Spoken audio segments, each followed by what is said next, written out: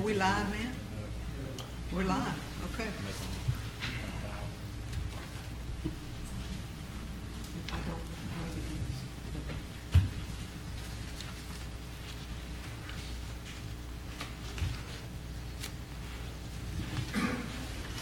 All right. Show 5:30, ladies and gentlemen. We'll call this meeting to order. This is the regular meeting of Tuesday, October the 3rd. We'll stand for the Pledge of Allegiance, and Chaplain Middleton will give our invocation, and then we'll have a moment of silence.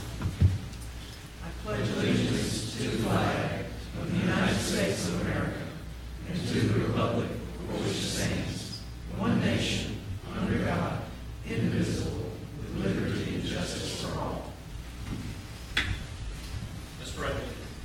Father, we just want to stop this evening and thank you for your goodness to us. Lord, we thank you for the ability to be here today. We thank you for the weather you've given us, God. We thank you for our elected officials that serve the city of Starkville. Lord, we know that by your word they've been placed here by your hand. God, we pray for them tonight. We honor them. We pray for direction. We pray that you give them wisdom and knowledge, Father, to lead our community. Lord, we pray tonight for those who have been affected by devastation and disaster around our nation. Lord, in many different ways, God, from the hurricanes, tornadoes, Father, to the recent tragedy in Las Vegas. God, we pray for those families and those ones who were affected and hurt. God, we just know that tonight the only hope for our nation and our world is Christ Jesus. Father, bless us in our time this evening in our meeting. In Jesus' name, amen.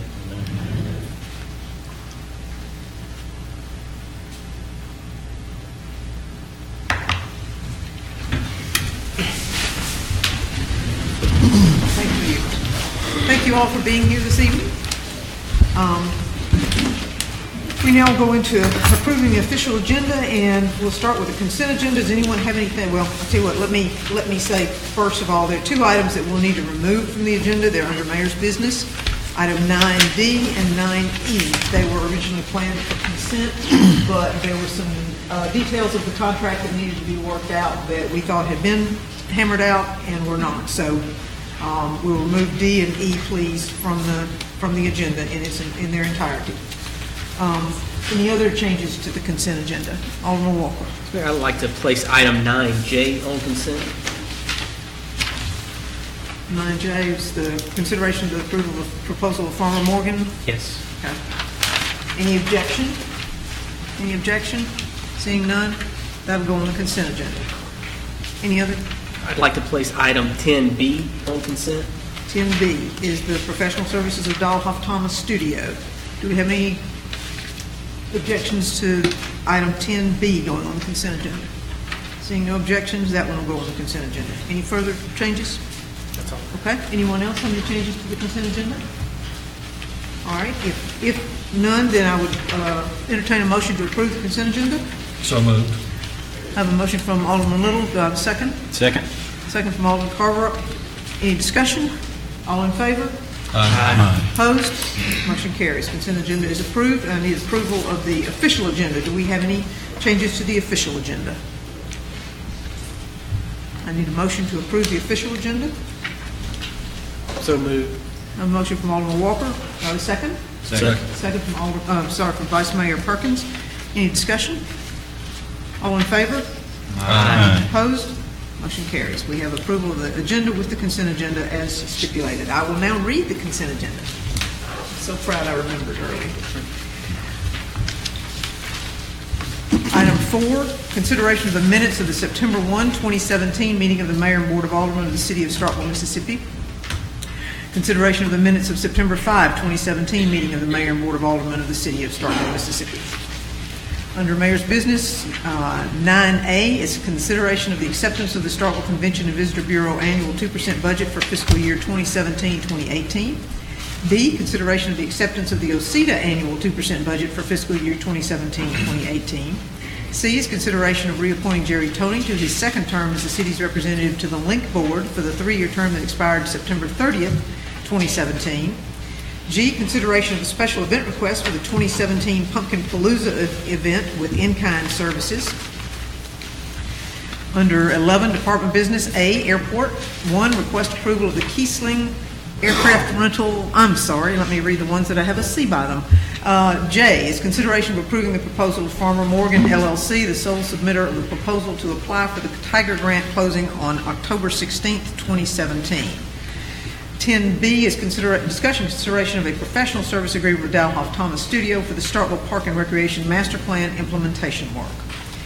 Now, Airport. Request approval of the Keesling Aircraft Rental and Training LLC Flight School Agreement for flight school training at George M. Bryan Field, Starkville, Mississippi. Number 2, request approval of the Circle S Flight Training Agreement at George M. Bryan Field, Starkville, Mississippi. Under Community Development 2, Planning, item E, consideration of one candidate, Ariel Stallings, the sole applicant for potential appointment to a vacancy in the Keep Starkville Beautiful Committee. And F is consideration of one candidate, Peter Summerlin, the sole applicant for potential appointment for the vacancy of the Starkville Tree Advisory Board. Under Engineering, item 1 is request approval of supplemental agreement number 3 for the Louisville Street Pedestrian Improvement Project and authorization for the mayor to execute the agreement. Under E, Finance and Administration, request approval of the City of Starkville claims docket for all departments, including Starkville Utilities Department as of September 27th, 2017 for fiscal year ending 9/30/17. Acknowledging that the city clerk has attested and certified on the cover of the claims docket that all claims on the docket are true, accurate, lawful, and proper to the best of her knowledge for payment pursuant to her duties under Mississippi Code sections 2139.5, 2139.7, 2139.17, and 2115.21. Number 2, approval of City Clerk CFO Lisa Harden to attend the 2017 Master Municipal Clerk Session to be held October 4th through 6th at MSU at a cost of $100. Number 3, request approval of budget amendments for fiscal year 2017. Number 4, request approval of the annual municipal compliance report. Number 5, consideration of the approval of travel for Deputy Clerk Leanne McGarr to the October 18th, 20th, 2017 Deputy Clerk Training in Hattiesburg, Mississippi, with advanced travel not to exceed $650. Under H, Human Resources.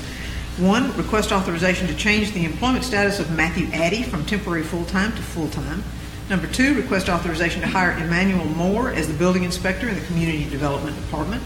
Number 3, request authorization to hire Michael Edwards as a certified firefighter in the Starkville Fire Department and allow Mr. Edwards to be considered for promotion after 1 year. Under L, Utilities Department, request authorization for Starkville Utilities and the City of Starkville to enter into a master professional engineering agreement with Volker, Inc. Number 2, request agreement for professional services between Starkville Utilities and Volker, Inc. for the evaluation of options to manage sludge in the city's wastewater lagoon.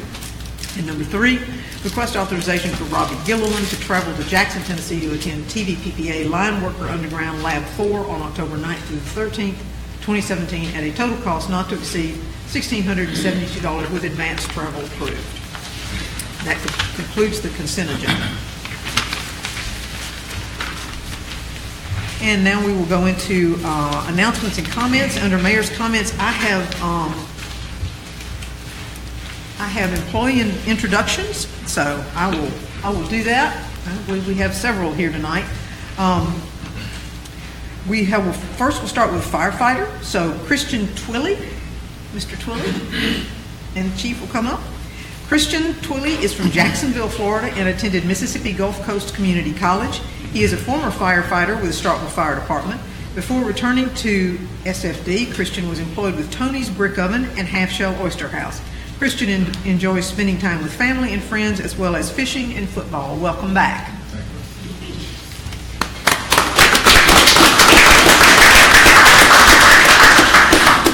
And then we have police officers, and I'm going to start with the French name. It's Angelica Colbert. Is that right? Did I do that well? Okay.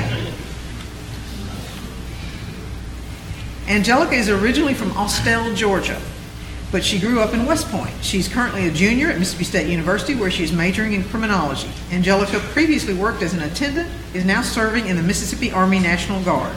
When time permits, Angelica enjoys playing golf. Welcome to Angelica. Christopher English. Mr. English was born in Redwood City, California, but grew up in Vienna, Virginia, coast to coast. Christopher recently completed his undergraduate studies at Mississippi State University and will graduate in December with a Bachelor of Arts in Marketing, emphasis in supply chain management, and a minor in business administration. Christopher was a healthcare recruiter with Quadrant Incorporated prior to joining the Starkville Police Department. During his spare time, Christopher enjoys listening to music, playing football, basketball, and attending football games at Mississippi State's Davis Wade Stadium. Welcome. David Fair, Jr. David is from Starkville and is a graduate of Starkville High School. He received his associate's degree in criminal justice from Pearl River Community College. Before becoming a police officer with Starkville Police Department, David was a security officer dispatcher for Harrah's A.K. Chin Indian Reservation. During his free time, David enjoys volunteering with the youth in the community as well as running and swimming. Welcome. And last but not least, Paul S. Woods. Okay, why is Stratton in parens? It's my middle name. I don't know why it's in reference. Is it Woods or Stratton? What's his last name? Okay, all right. All right, now, I'm going to get you for confusing me. Okay, oh, I see. Okay, Stratton Woods. You go by Stratton's first name. Okay, I'm really going to get you now. Stratton grew up in Olive Branch and is a graduate of DeSoto Central High School. He attended East Mississippi Community College and Mississippi State University. Before joining the Starkville Police Department, Stratton was employed with Salsaritas as a server. Stratton enjoys reading, writing literature, and lifting weights. Welcome, and I apologize for messing up your name. As I said, Nav's fault. I'm going to get him.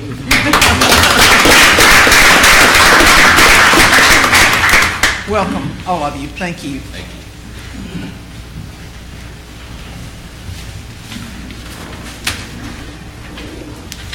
Don't believe I have any other announcements. I do know that Starkville Community Day is this coming Saturday, and that's going to be held at J.L. King Park.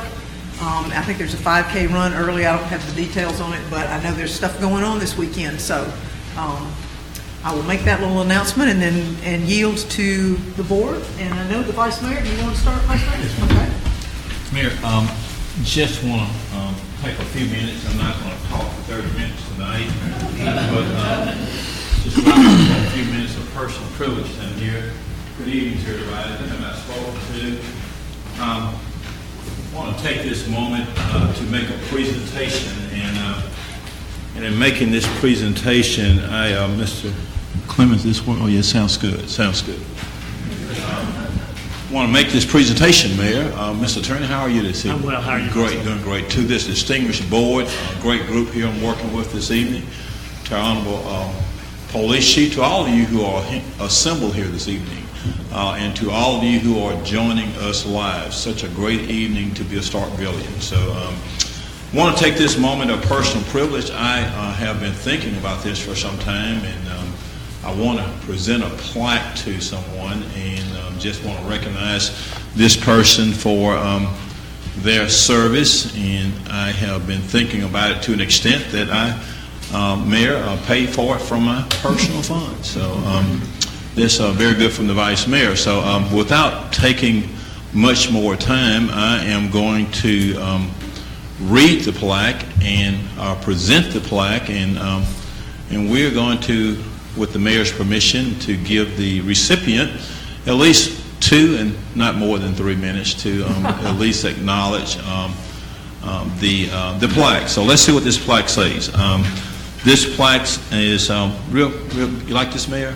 I do. It's a lovely plaque. Great. This is a plaque, and this plaque reads, it's done by Board Town Engraving. Great business here in Starkville. We appreciate them for their presence and their service. This plaque reads, Vice Mayor Roy A. Perkins presents to Ms. Dorothy Isaac for outstanding community service, October 3, 2017. So Ms. Isaac is the recipient of this plaque, and we shall present it to her. Ms. Isaac, this is your plaque.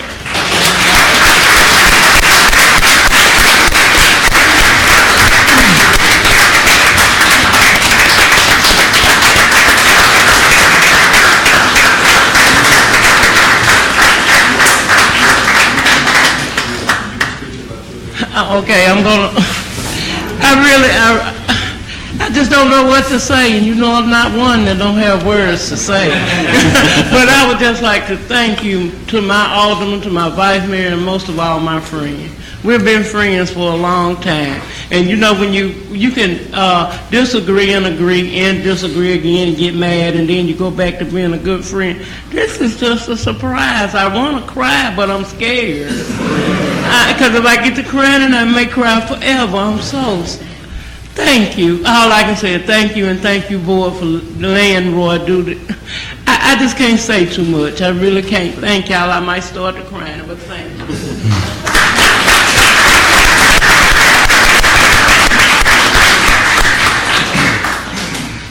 Mayor, thank you so much, and I want to thank Mr. Clemens and his staff for making this available. They do such a great job. Mr. Abbey, you are doing a great job as well. Thank you all for this. I like this sound. Thank you, Mayor. I yield the floor.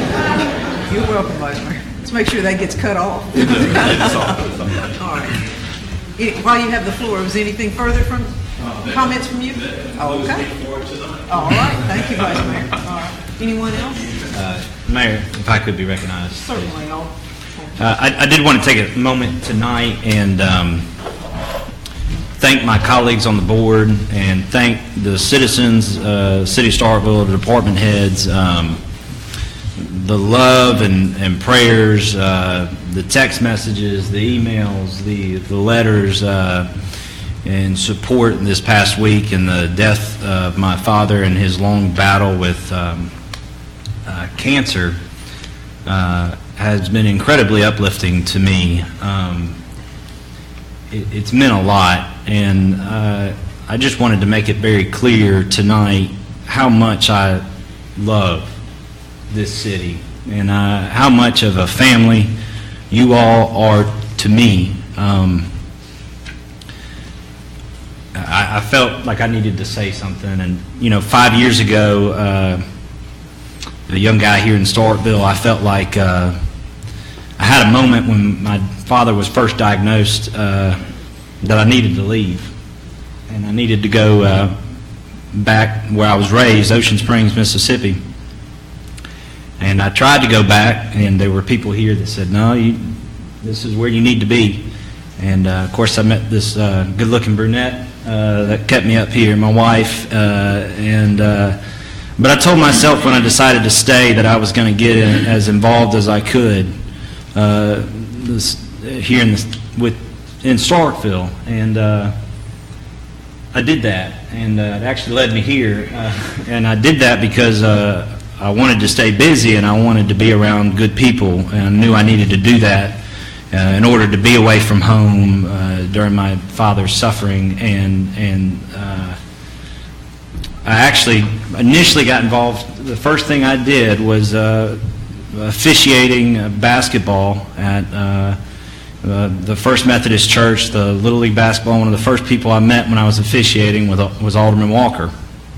And I got to know Alderman Walker a little bit and helped him out with his first campaign and did some things to initially get me involved, and kind of just took off from there, started coaching basketball here in the city, and got involved with the youth in this city. We've got great youth in this city, and gotten involved with the Planning and Zoning Commission, and it led me here. And all the way, I have only met wonderful and fantastic people. And so I just want to make it very clear to you how much I love this city, how grateful I am for this city, and how grateful I am for my family here in the city of Starkville, and how uplifting it has been for me to proudly call Starkville home. And I appreciate all of you for helping me feel that this past week. It's meant the world to me. So thank you so much. That's all I have now. Thank you. Anyone else? Any other comments? Alderman Little?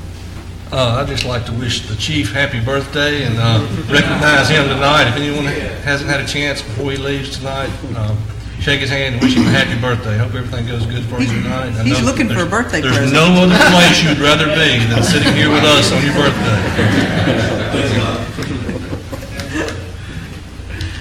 All right. If there's nothing else, then we will move into citizen comments. Everyone who wishes to speak has 3 minutes. If you'll give your name, and your ward. If you're in the city, then please do so, and we'll give you the 3 minutes. Good evening, Mayor and Board. My name is Al Turner, Ward 7. Want to recognize the mayor, the vice mayor. Thank you. Alderman Vaughn is absent. Alderman Walker. Thank you, Al. Alderman Sistron. The president of the NACP, Chris Taylor. The citizens have a few things that is very disturbing to them, and they would like for it not to happen again, no matter what. It was very disturbing to some of the citizens that you bring alcohol into a government building to prove something. They hope that never happens again. If it does, you be escorted out. You have to have respect for government building. Citizens also would like for the chief to, if you could tell us what colors, if we at night walking, what colors that we could wear that would be seen by police, by headlights.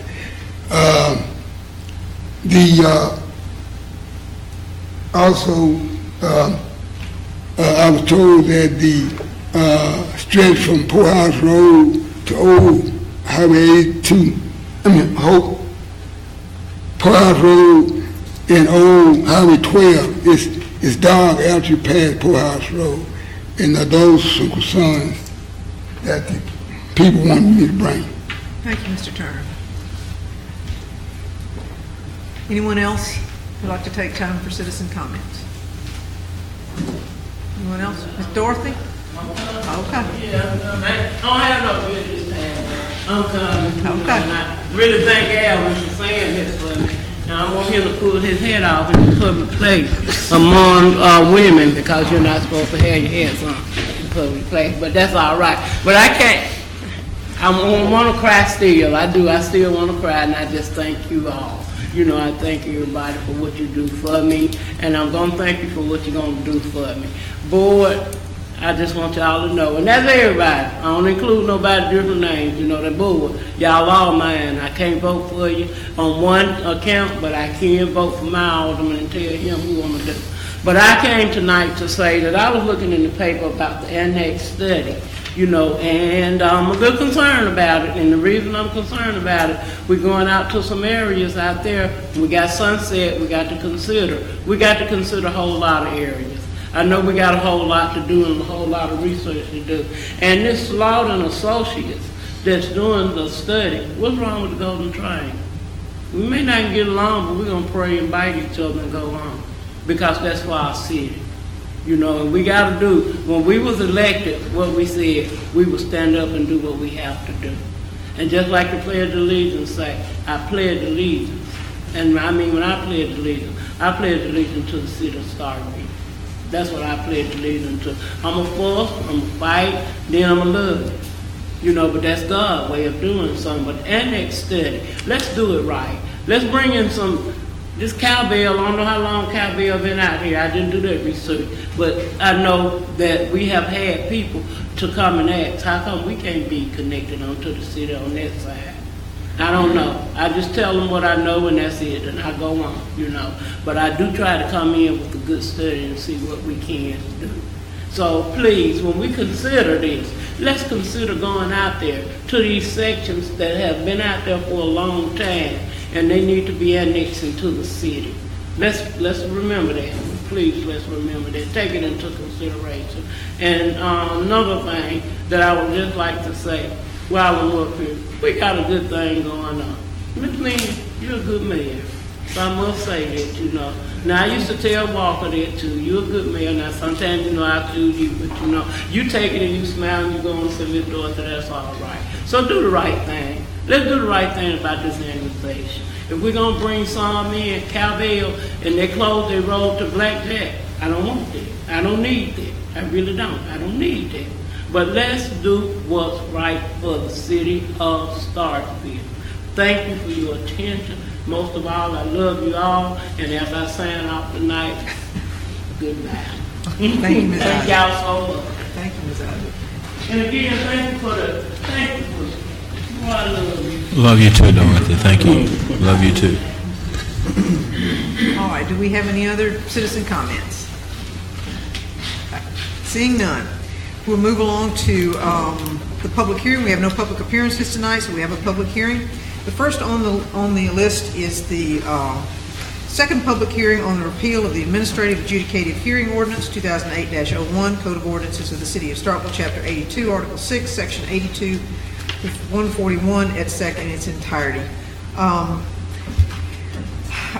give just a brief. This is sort of a housekeeping moment.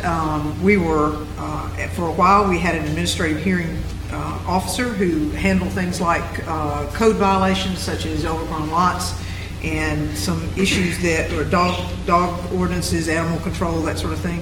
And we were notified by the Attorney General that that was not a use that we could have, and so this is a housekeeping item to clean up that ordinance, repeal it, get it off our books so that we are not having something out there that is ineffective. So I will open it as a public hearing. If anyone has anything they'd like to say about it, now would be the time. Anyone? It's a real stem winder if you want to come up and talk about it. All right, I see no one interested in either for or against it, so I will close it as a public hearing. Any discussion from this board? Okay, seeing none. Item B is second public hearing on amending the smoking ordinance 2008-08, City of Starkville Code of Ordinances, Chapter 82, Article 4, Code Section 82-91 et sec, to include electronic cigarettes in the definition of smoking products. And the intent of this ordinance, the Vice Mayor sponsored it, but the intent was to just add a definition of something that was not in the ordinance when we adopted it those many years ago. And I don't think that electronic cigarettes were even in existence at that point in time, so this was an opportunity to clean that up. Any discussion before I open it as a public hearing? Okay.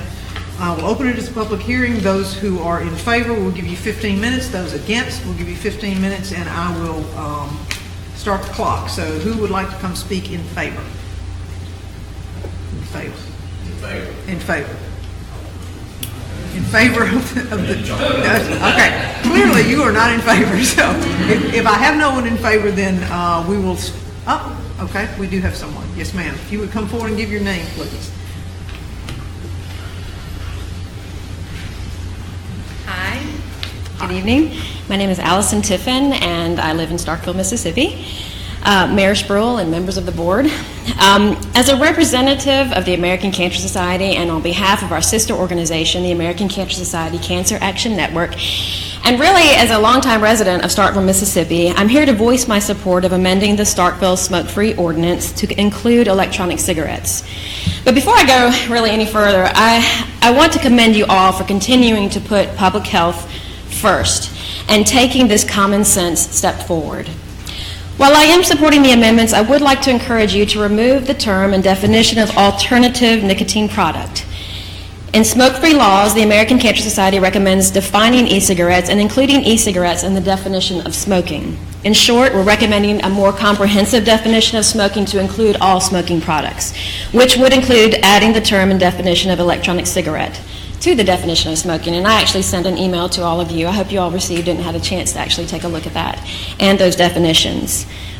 I know one of the things that you're going to be hearing tonight are a lot of stories about how e-cigarettes have helped individuals quit smoking. Associating e-cigarettes with nicotine replacement therapy is a means of tobacco cessation. The fact is, e-cigarettes are not an FDA-approved form of nicotine replacement therapy, period. The amounts of nicotine and other substances in these products can vary widely because they are not standardized. They have most certainly not been proven to be a safe and effective form of nicotine replacement therapy. The U.S. Surgeon General confirmed just last December that the aerosol from e-cigarettes is not harmless. According to the U.S. Surgeon General, the aerosol can contain potentially harmful chemicals, including nicotine, ultrafine particles that can be inhaled deep into the lungs, flavoring such as diacetyl, a chemical linked to a serious lung disease, volatile organic compounds such as benzene, which is found in car exhaust, and heavy metals such as nickel, tin, and lead. Bottom line, the American Cancer Society advocates for comprehensive smoke-free workplace laws across the country to protect workers and the public from the harmful effects of secondhand exposure and to create communities that support tobacco-free, healthy living. The use of electronic cigarettes or e-cigarettes, including non-nicotine e-cigarettes, should be prohibited in all workplaces, including restaurants and bars, to protect against secondhand exposure to nicotine and other potentially harmful chemicals, to ensure the enforcement of existing smoke-free laws are not compromised, and to ensure that the public health benefits of a smoke-free law is not undermined. Thank you for your time. Anyone else like to speak in favor? Okay.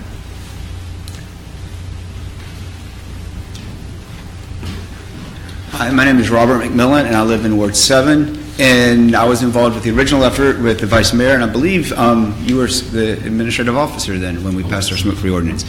And in professional life, I am a scientist who studies issues related to tobacco and nicotine. I'm very pleased that the board is considering a revision of the original smoke-free ordinance to include a definition of smoking that includes e-cigarettes and these new products, heat not burn, that are on the horizon. I think that's great. I would ask the board not to consider any changes to Section 3, the exemption clause. I think when you have exemptions, you start to get a slippery slope. The reason this ordinance works so well is that we have a level playing field for all of our local businesses. If you change that around, then it may make an unfair advantage for certain businesses. The other thing is most of our commercial retail space is in multi-unit buildings. If we had an exemption for a vape shop or for a cigar shop, then not only would they be polluting their own indoor air, they'd be polluting the indoor air in the rest of the building as well. So all of the other tenants would also be experiencing these toxic fumes. Although not as harmful as secondhand smoke, e-cigarette aerosol is not a harmless water vapor, as sometimes we've heard in the past. It is a poisonous aerosol that includes nicotine and a whole lot of other flavors and ingredients that were intended for consumption, not for heating, in which you change the chemical compound and then human inhalation. So these flavors may be safe to eat, but they're not safe to heat up and breathe. Moreover, this is not a regulated industry. There's no federal guidelines about the manufacture of these devices or what goes into the vaping solution. We don't know what's in the solution. The vaping shops don't know where they buy from the manufacturers. There's no government oversight to see that they're making what they say they're making. The labels actually have what's in the bottle. As such, the FDA, one of the FDA spokesmen was quoted as saying, it's a buyer beware market in the absence of any kind of state and federal regulation on these products. There's nothing in an ordinance that has a revised definition of smoking that would prevent the vape shops from selling their product. It's a legal product, they can sell it. It just means that they have to follow the same rules that all of our other local businesses have to follow. Please consider what's best for Starkville and our local businesses when you're considering revising this ordinance. If you receive a request for an exemption from an unregulated industry that sells an addictive and poisonous product. Thank you. Thank you. Okay, anyone else?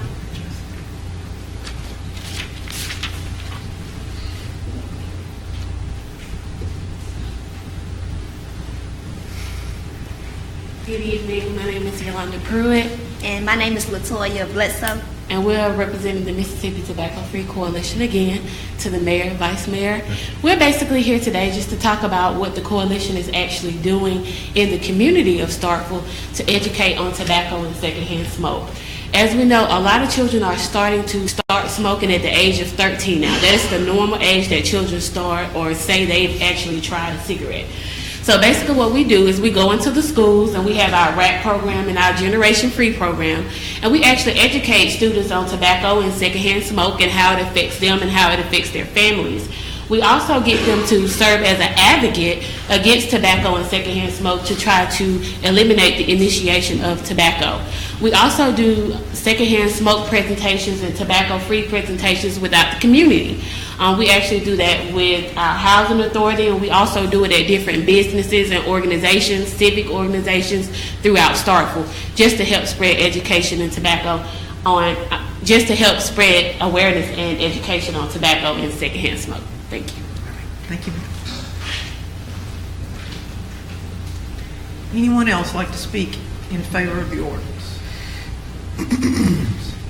Okay, seeing none, who would like to speak against the ordinance change?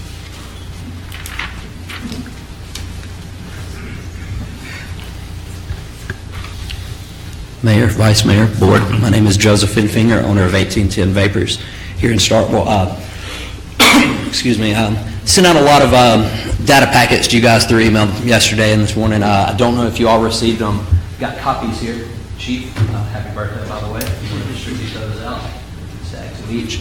These documents and paperwork actually contradict a lot of the science that you were just told. Vaping is a relatively safe product. A comment that was just mentioned on how the manufacturers actually don't know what is in the products being sold. I can personally vouch on that, as I am a manufacturer of the e-liquids that get sold. We know exactly what ingredients go on, and they are made in labs that are FDA approved. Off of that note, briefly prepared, I'm going to read through this and then turn you over to some of my colleagues. I want to share how I see myself in a professional environment with you all. I feel my calling is to help people quit and stay off of cigarettes. I'm in the business of harm reduction, and I'm extremely satisfied with every new vapor I convert. In this industry, we strive to save lives. I have customers ranging from young adults to late stages in life. These customers come to me from many different backgrounds and walks of life. I have police officers, firemen, military personnel, nurses, and teachers. Each one has a story. Each one's wanting to better their lives. Many of these customers heard about vaping from friends or family members. Several were recommended to come in from their healthcare providers. I have customers who are bedridden, cannot make it into the shop. They send their husbands, wives, or caregivers to take care of getting what will prevent them from going back to combustible tobacco. I cannot explain the immense satisfaction I get daily when I hear stories about how much better my customers feel. When they tell me they can breathe again, taste food again, smell things that they've forgotten they could smell. When I hear them tell me that the doctors are amazed at how their health has improved in such short amount of time, it brings joy to my heart. I know I'm helping make a difference in these people's lives. I cannot put into words how many times the hugs I get from these people and the stories affects me. Most vapors as a whole are responsible citizens trying to improve their lives. As a shop owner, I advise responsible use in public areas, restaurants, shopping centers, anywhere of that nature. Wherever there's not smoking permitted, we don't vape as is. If we were able to take smoking or vaping out of our establishment, I'm not going to be able to help satisfy my customers. It will impact business. It will impact tax dollars on that issue. More or less, I'm not going to be able to help these people keep their lives on track with this. I am adamantly against the ordinance being changed to include vaping for those reasons. I am wholeheartedly afraid that if vaping gets added in, I won't be able to serve the community that surrounds me. I believe it will cause more people that would potentially come in to see that vaping is right for them be discouraged because it has been cast in a negative stigma. I'm against this because we are not a tobacco product. Our nicotine in our products is extracted very similar to many other extracts you may see. Potassium and potassium pills comes from things such as bananas. You can't classify the two as the same on that. We have no secondhand smoke. It is vapor in the packets I just delivered to you guys. There is a study that tests the air quality in a vape shop for a year's time. Shows that the particles are below workplace hazard levels drastically, so please check those out. I urge you to vote no on this motion in entirety. And that will be it for now. Thank you very much for allowing me to speak with you guys. I'll turn you over to my colleagues. Thank you.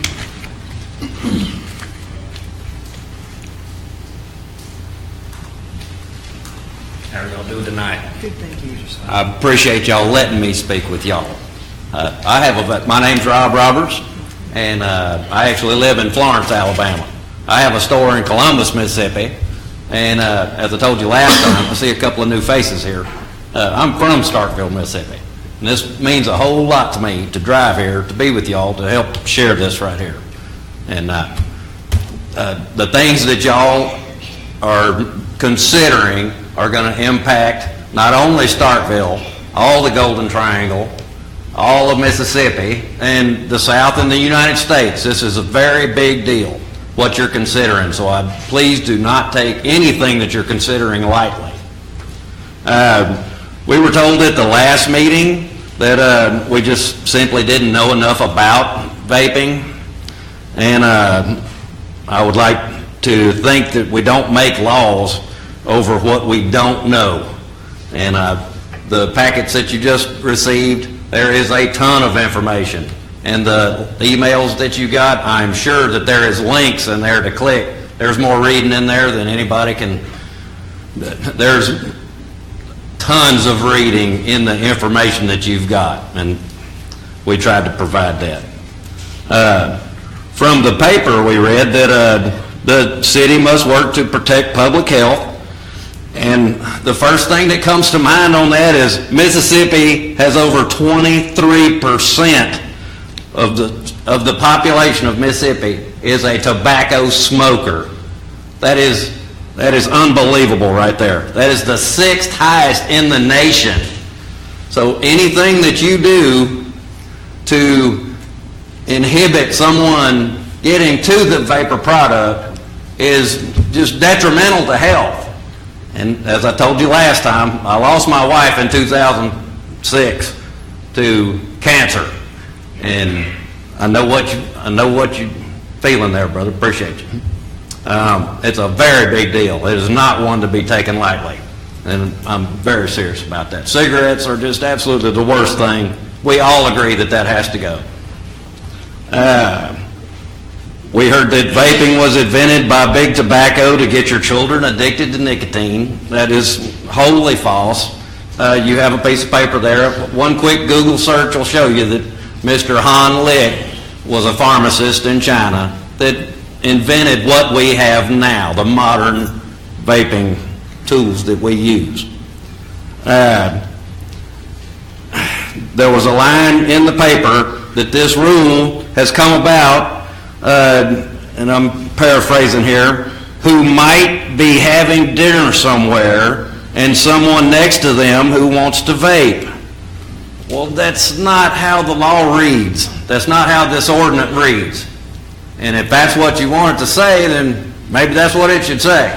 But that's not how this shuts down all vaping in any business. And I don't believe that's right. Tupelo in 2014, they put in a similar ordinance that you're considering right now. And I can't tell you what to do, but maybe we'll look and see how they're doing with their policy that they put in place. Might be a good idea. But, and as far as somebody blowing something on me, that was a comment from the constituent in the audience last time that I absolutely fell in love with that statement. That was a really good statement. That comes down to one word, upbringing. That comes down to another word, respect for your fellow individual. Somebody blowing something on me, I just can't see that happening. And I don't really think that's happening to anyone here. And if anybody has any questions, we don't have much interaction with y'all. We'd love to sit down and talk with you. If you have any questions, send an email back to us. Let's kick the ball around, get it back to you. All we have is what we saw in the paper and what little is discussed here. It's us talking to y'all, not the other way around. If there's anything that we can help you with or help you answer the questions, we will do our best to get you the information. But like I said, you got a ton of information there. But thank you for your time. Thank you, sir.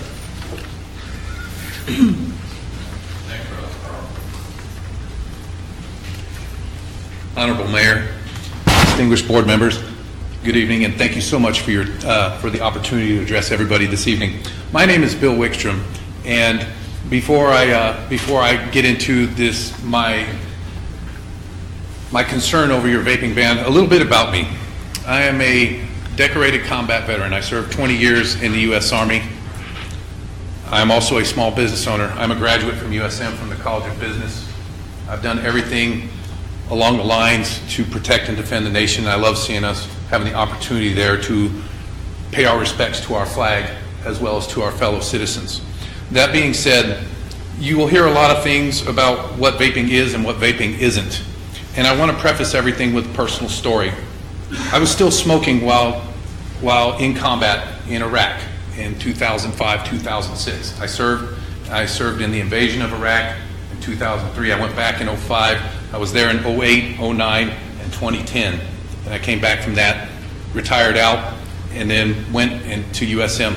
Anyways, one time it got very hot, and I was running out of breath. And as you know, you run around with a lot of gear on as a soldier. You got armor on, you got helmet, you got a full kit on. And it almost cost me my life for smoking. And so I had to make a change. And what I did is I changed from cigarettes to dip, because really at that time there wasn't any vaping, right? So I continued to dip for a while, and then when I returned and I retired out and I was going to school on the GI Bill, I discovered vaping. And at that point, I found something, I started doing all the research on this, and when I graduated from USM, from the College of Business, I couldn't find any work. So I decided to take the American spirit and go out there. But before I even decided to engage in a business endeavor, what I had done is I had done the research. And the foundation of my business, and I have 8 shops. I employ over 27 people. I pay taxes. I support the community. But most importantly, I focus on tobacco harm reduction. But the basis of my business was formed on what you guys are being told is secondhand vapor. Now there's 4 ingredients, because you were told we don't know what's in it. There are 4 ingredients that goes into the e-liquid that gets vaporized. Okay? You have propylene glycol, ruled non-toxic by the FDA. You have vegetable glycerin, also ruled non-toxic by the FDA. You have natural and artificial flavorings, which is also ruled non-toxic by the FDA. The only thing that remains is nicotine. Okay, nicotine is regulated just like caffeine, and everybody is well aware of the effects of nicotine. What it doesn't have is the 4,000 chemicals that's in combustible tobacco, in the curing process. So when you're being told that we don't know what's in it, you're being misled and you're being deceived. So I want you to think very, very carefully about all of that as well. And I formed my business on that, and I grew that. And right now, as I said, I have 8 shops. I employ a lot of people. I pay my taxes. But most importantly, we are tobacco harm reduction. And I find it very disheartening that when people that should be our allies should be coming up here fighting for everybody to be tobacco free. Because that's really what we are. Everybody should have the right to be tobacco free in their lives. And that's really what vaping is. The science has been there. I've been in business since 2013. And like I said, I formed my business based on the science that is behind it. In fact, the science is so good that an entire national healthcare system has now started to switch from patches and gum, which also, by the way, has nicotine in it. The entire national healthcare system of the United Kingdom is now transitioning over to vapor. 3 minutes left. 3 minutes left, thank you. So I'll try and be as clear and as concise as I can possibly be, but please think very carefully about what we bring to the fight here in the state of Mississippi. As one of my colleagues pointed out, we have a very high smoking rate. We want to reduce that just as much as anybody else does, and that's very important to us. And one other thing I would like you all to consider, if you have any family members that smoke, or if you yourself smoke, think about as your life progresses and you get towards your twilight years. Okay, as a hero to my 4 kids, with everything that I've done, one of the last things I ever want to do is to leave the memory to my children of me fighting for my last breath on an oxygen machine. If you look at my lungs now compared to when I used to smoke, they have now cleared up. They have now cleared up. I am much healthier. I can breathe. You all hear smokers, right? They wheeze and they pop. Why is that? Because they have all that tar and all that chemical buildup along the cilia of their lungs. Okay? If you research propylene glycol, you'll come to find out that propylene glycol, we have studies on this going all the way back to 1947. They use it to clean air ducts. It's also used in inhalants, right? So it's not a poisonous thing. We know exactly what's in it. So with that being said, we would ask you to please dismiss this measure. Do not classify something that is a vapor as a combustible tobacco. Just because they are nicotine delivery systems does not mean that they are combustible tobacco. That is your true enemy, not the vapor. We fight for people to be smoke-free, and their rights to be smoke-free shouldn't be infringed. It's not that they're going out to cause any harm. We're very, very happy to help people be smoke-free. Thank you so much for your time, and I appreciate it. Thank you. We have 48 seconds if anyone wants to use it. I'll try to talk fast. I'm not a public speaker. The biggest thing I want to say is vapor is not smoke. My name is Tina Roberts. I own a juice lab that creates the e-liquid that goes in here. I also own 7 stores. Vapor that we sell every day, all day long, saves lives. Please don't classify it in the same pocket as smoke. It's not smoke. There's not one office visit across the United States that was ever made because someone vaped. It has never made someone go to the doctor. It's never harmed someone. If anything, it saves lives. It helps those people who cannot, with any other system, lay down a cigarette. Vaping allows them to lay down a cigarette that very same day. Why? Because the same reasons you're trying to ban it, because you think it looks like smoke. That's why it works. Thank you. Inhales, exhales, and carries nicotine. Thank you, ma'am. Thank you. All right. All right, we'll close it as a public hearing unless someone out here wants to talk to Pro again, because you had a few minutes left. But, Mr. Turner, you want to say something on behalf of?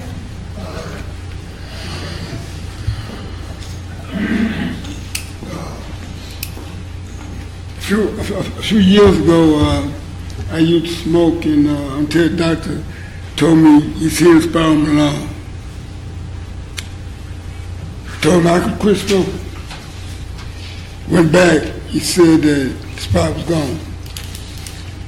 A lot of people, like myself, that have Epson, which I have a medical bracelet, but you have people that have bronchitis and have asthma, and you really don't want an asthma attack, bronchitis, grandma. You have to take a person's health in consideration. Thank you. Thank you, Mr. Turner. Okay. We'll now close it as a public hearing. Any discussion among the board? Any discussion at this point? Okay. We will move into the next public hearing, which is a public hearing of RZ 17-10, a request to rezone 3 lots located at 106, 108, and 112 Mill Street from R2 to T5 with the property number 101D-00-318.00, 101D-00-319.00, and 101D-00-321.00. Any discussion before I open it as a public hearing? All right, I'll open it as a public hearing. Anyone wishing to speak to that matter, please come forward. Okay. No one wanting to speak on this matter? All right. Mr. Sanders, are you wanting to make a presentation? I just want to make a housekeeping issue. Okay. On the cover sheet, Okay. Staff accidentally stated R2 to T4. The request and the recommendation from the Planning and Zoning Commission is from R2 to T5. It says R2 to T5 on our... It says T4 and what's 5. Oh, I'm sorry. Okay. Well, in looking at, okay, inside the packet. Okay. All right. Thank you very much. The public hearing does state it correctly, R2 to T5. So, no one wishing to make any comments about that. I'll close that one as a public hearing. Any discussion from the board? Okay. Item D is public hearing of RZ 15-05, a request for modification or removal of several conditions placed on the rezoning of 2 lots located at 104 and 105 Camp Avenue with property 101C-00-001.00 and 101C-00-002.00. I'll open it as a public hearing. Anyone want to speak to that item on the agenda? Okay, if you will identify yourself, please. Are you speaking in favor? Good evening. My name is Jackson Wallace. I'm with IMS Development in Tuscaloosa. Quick thank you to the board for hearing our request here, specifically to Alderman Walker for his help on this project, and Mayor, you as well. And I would like to go on the record and say that the staff has been absolutely fantastic, regardless of this. They have been great to work with, and we deal with a lot of different municipalities, and they have been fair, and they have made every effort to work with us, and I just want to say thank you for that. In regards to our request, we have gone through Planning and Zoning and through the Board of Adjustments for the variances. We've addressed every issue of the conditions that we have. We've addressed 4 of the 5. The one issue that we have worked really, really hard on and been unfortunately unable to comply is condition 4, which is the construction access. We would obviously prefer to take construction off of College View. That would be our preference. But obviously, when you're dealing with another private property owner, we can't require that of them. So we do need to ask that that condition be removed along with the others that we've already addressed with the committees. So I know there'll be a presentation later from the city, and our engineers are here, architects here, if they need to answer technical questions. But other than that, I know we get 15 minutes, so I guess I'll hold this if it's okay, and maybe come back at the end if there's any other additional questions. Yeah. All right, thank you. Thanks. All right, anyone else wishing to speak in favor of this project? Anyone wishing to speak against this project? Okay, seeing no one, I will close it as a public hearing, and we'll throw it to the board. Anyone on the board wishing to speak about this project at this point in time? If you want to, or if you will, or I will, provide some kind of background to this project as far as construction easement. I know there's been some discussion. Has there been any, I know there's been a lot of attempts, but I heard today of maybe a pipeline easement or anything that would alleviate traffic from or having ingress and egress on University Drive. We have been trying to get an access for utility easement that we have the language in the documents that extended that utility easement to us. We're still working on getting a couple of them in order to see if it allows for that construction easement access. Mr. Latimer's been looking at it, and Alderman Walker had looked at it. Terry was getting that information for us. Mr. Kemp, have you gotten any further information than we had earlier at this juncture?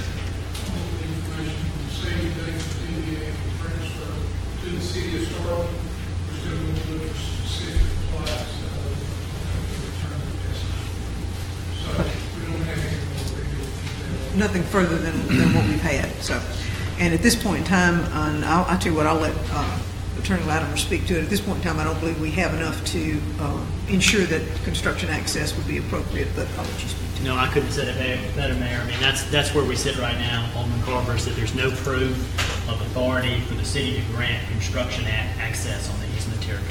Have there been any documentation of, or what are the local residents saying? What are they recorded conversations? Were there any? Mr. Sanders or Alderman Walker, either one, do you have anything from local residents about that access? I have not received any comments regarding access. Okay. Thank you. Anyone else? Okay. All right. That will conclude our public hearings. We'll move to mayor's business, which is to take up the matter that was under the public hearing of consideration of the repeal of the Administrative Adjudicated Hearing Ordinance 2008-01, Code of Ordinances of the City of Starkville, Chapter 82, Article 6, Section 82-141 et sec. In its entirety. Say move. A motion. Thank you. Alderman Carver has a motion, and I have a second. Second. Second from Alderman Little. Any discussion? All in favor? Aye. Opposed? Motion carries. Thank you. We'll move to, let's see, we have the item H is consideration of an agreement with Slaughter & Associates for proposed annexation study. This is a matter that we discussed in the work session, and is to basically to take a look at what our options are and what the best course of action to take would be if we move forward with an annexation during our term in office here. So it's an opportunity to study it, and I would appreciate it if the board would go along with that as a concept. So Mayor, I move approval. Move approval from Alderman Walker. Do I have a second? Second. Second from Alderman Little. Any further discussion? Mayor, I did want to make a comment, and I'm going to support this tonight. And I just want to be clear as we move forward. And I didn't say anything on Friday at the work session, but wanted to say something tonight. Just a kind of a common theme as we go through this. The biggest thing that I'm going to be looking for, and of course, I'm looking forward to seeing what the study will propose. But as we try to expand revenue in this city, there's typically three ways that folks do it, and it's reduced spending, which usually isn't popular by policymakers, raising taxes, which is definitely not popular, and then the third is annexation. And so what I'm hoping the study will show us is that we can expand the city, but the biggest thing is that we don't burden ourselves in providing a high quality of city services. And I think that is a focus that we need to think about and maintain throughout the study. Even if this does take some time or carries on past this board, I hope that is something we consider and that we work very hard to provide those city services, because if we do annex and we do expand our city, we need to provide public safety and the typical services that we need. So we just need to, I want to make sure that we keep that in mind. I just want to make sure that I express that those will be the things that I'll be looking for, because we have to be able to support the places that we annex. So that's all I have. Absolutely. Yeah. Thank you. Alderman Carver? I guess what I'm hearing most of my comments from constituents is more of a housekeeping matter. Like, I believe in shopping locally. I remember the Planning and Development District, about 2.5, 3 years ago, provided a lot of numbers for us free of charge. And while I was an outside company, I mean, have we bid this out, or is this something that, how did we get to where we are tonight? So. Well, it was one of those proposals. MML brings you lots of things, which is in contact with different agencies who specialize in various areas, and this was one of the ones. Slaughter and Associates is specialized in annexation, and they came and made a presentation to us. They have a good deal of history and expertise in the matter, and they helped the county, so they're familiar with us down here. So they looked like a good fit, and that was what we brought forward. I'm sorry. If I may be recognized. This is a professional service, correct? Yes, it is. The city attorney, so the bidding isn't necessary. No, that's correct. No, it's not. And so, I guess what got us to this point too is as far as have we fulfilled all of our obligations from the 1998 annex? I know just a couple months ago we're still dealing with providing the services that we should provide to those citizens that have been paying the taxes for 19 and a half years now. So have we obligated all of our contractual duties as a public body? That's part of this research that they'll do, is they'll look at our 1998 annexation, and we will see what we have achieved, because that's one of the boxes we have to check as we go through this process. And what areas are, who's driving this on this board? That would be me. What areas are you wanting to encompass? Because I got a lot of people calling all of a sudden saying, I don't want to be inside city limits. No, I understand. Well, and that's one of the reasons to study this. And part of the reason, and I've made no bones about it, one of the things I want to do is I would like to see us go east and capture the Ford Place. I mean, they're very close to our city limits, and that's one of the things that was the indicia of a reason to annex, is because they are receiving. They're very close to the city limits, and they're receiving city services. They're receiving the benefits of being in an urban area without paying taxes for being in an urban area. So that's true of a number of places to the east of us. And to the south, there's potential for growth to the south. And so I think it's something that it's time for us to look at it. It has been 20 years. And in order for us to do what I would love to see us do, which is fairly quickly rise to a population of over 30,000, which I think brings benefits to us in a number of ways. We would be able to get in the areas to the east that are highly populated. And we have the Helix, we have 21, we have Aspen Heights, we have the Retreat. There are a number of places that are very populated that are to our east that would allow us to greatly increase our population, and I think from that we derive a lot of benefit. Are you also considering Mississippi State University? Well, absolutely. I mean, and we're in discussion. This is not something I want to be adverse. We've talked to them. Mr. Latimer has talked to their council. So this is an exploratory opportunity for us. And so I see no reason to rule that out as a possibility, but it certainly would not be something that we would go against their wishes. It would be a friendly effort on our part. What was the total? Was that $46,000 figure? Oh, no, it was like $6,000 for phase one. Phase one, and that was the multiple. And then the second phase was like $8,000. Okay. The 45 was the park, Dalhoff Thomas. That's right. I'm sorry, Project. I had it wrong. Anything to the west? Don't know. Don't know. Don't know. I mean, we captured a good bit to the west in 1998 and remained, there wasn't much growth and development out there at that point in time. Yes, ma'am. So part of it is to capture the things that are already highly populated. This area to the east already receives water and sewer from us. Yes, ma'am. The university already receives fire support from us. So I think there are a lot of things that we already provide that would come into play as we work our way through this process. Thank you. Certainly. Anyone, Mr. Little? I met Mike Slaughter with Slaughter and Associates back there in the summer while at MML and had a good visit with him, and have visited with him subsequently since that summer meeting.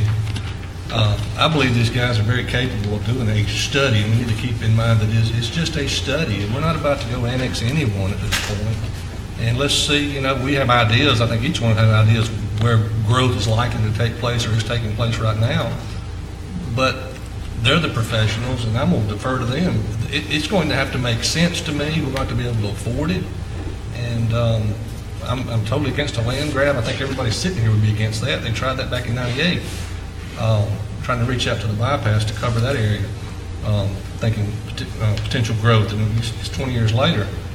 But I think this will be a good group to do the study. They won't be political. They're not going to be biased. They're not part of Starkville. They do it all over the state, and I think this will be the route to go. And keeping in mind, it is just a study, so no one needs to be alarmed. We're not deciding to annex anyone right now, tonight, or any time in the immediate future. So let's just see where this study takes us. Okay, thank you. Anyone else? I'd like to just say that I very much appreciate what Alderman Miller said about being responsible about the areas that we do look at. And I'd like to also reinforce what Alderman Little says, that this is a study. It is the first step in a process. Until we have the information back from the study, we're all sort of shooting in the dark about what works, what doesn't work for us as a city going forward. If it proceeds to step 2, we'll have more information to talk about. We'll have a better presentation for the property owners who may be impacted.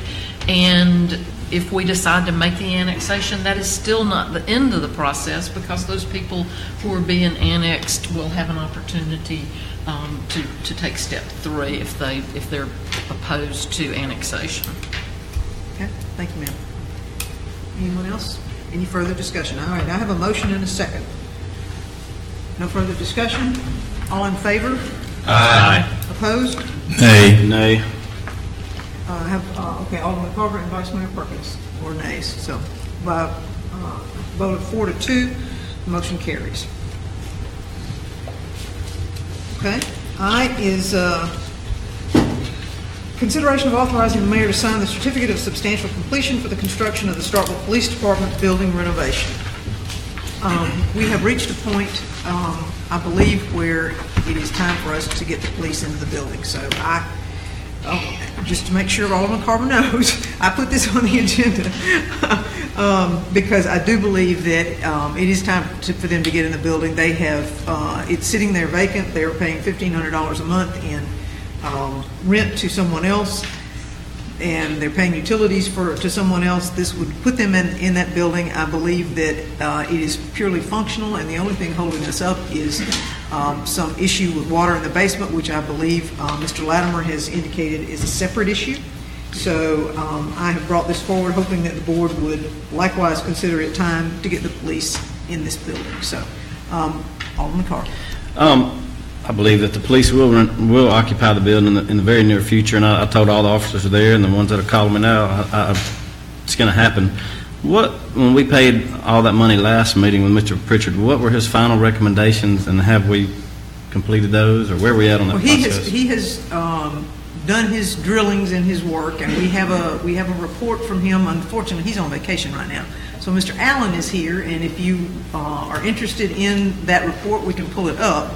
But since it was a separate issue, I didn't cue him up other than to tell him it might be something that someone might want to see. How is that a separate issue? Because this is substantial completion as opposed to actually curing the problem. Well, that's what, I mean, they're interrelated in my opinion. Okay. I think that's what the holdup is water in the basement, so, yeah, I'd like to hear it. I mean, I'm ready to vote on it. Mr. Allen?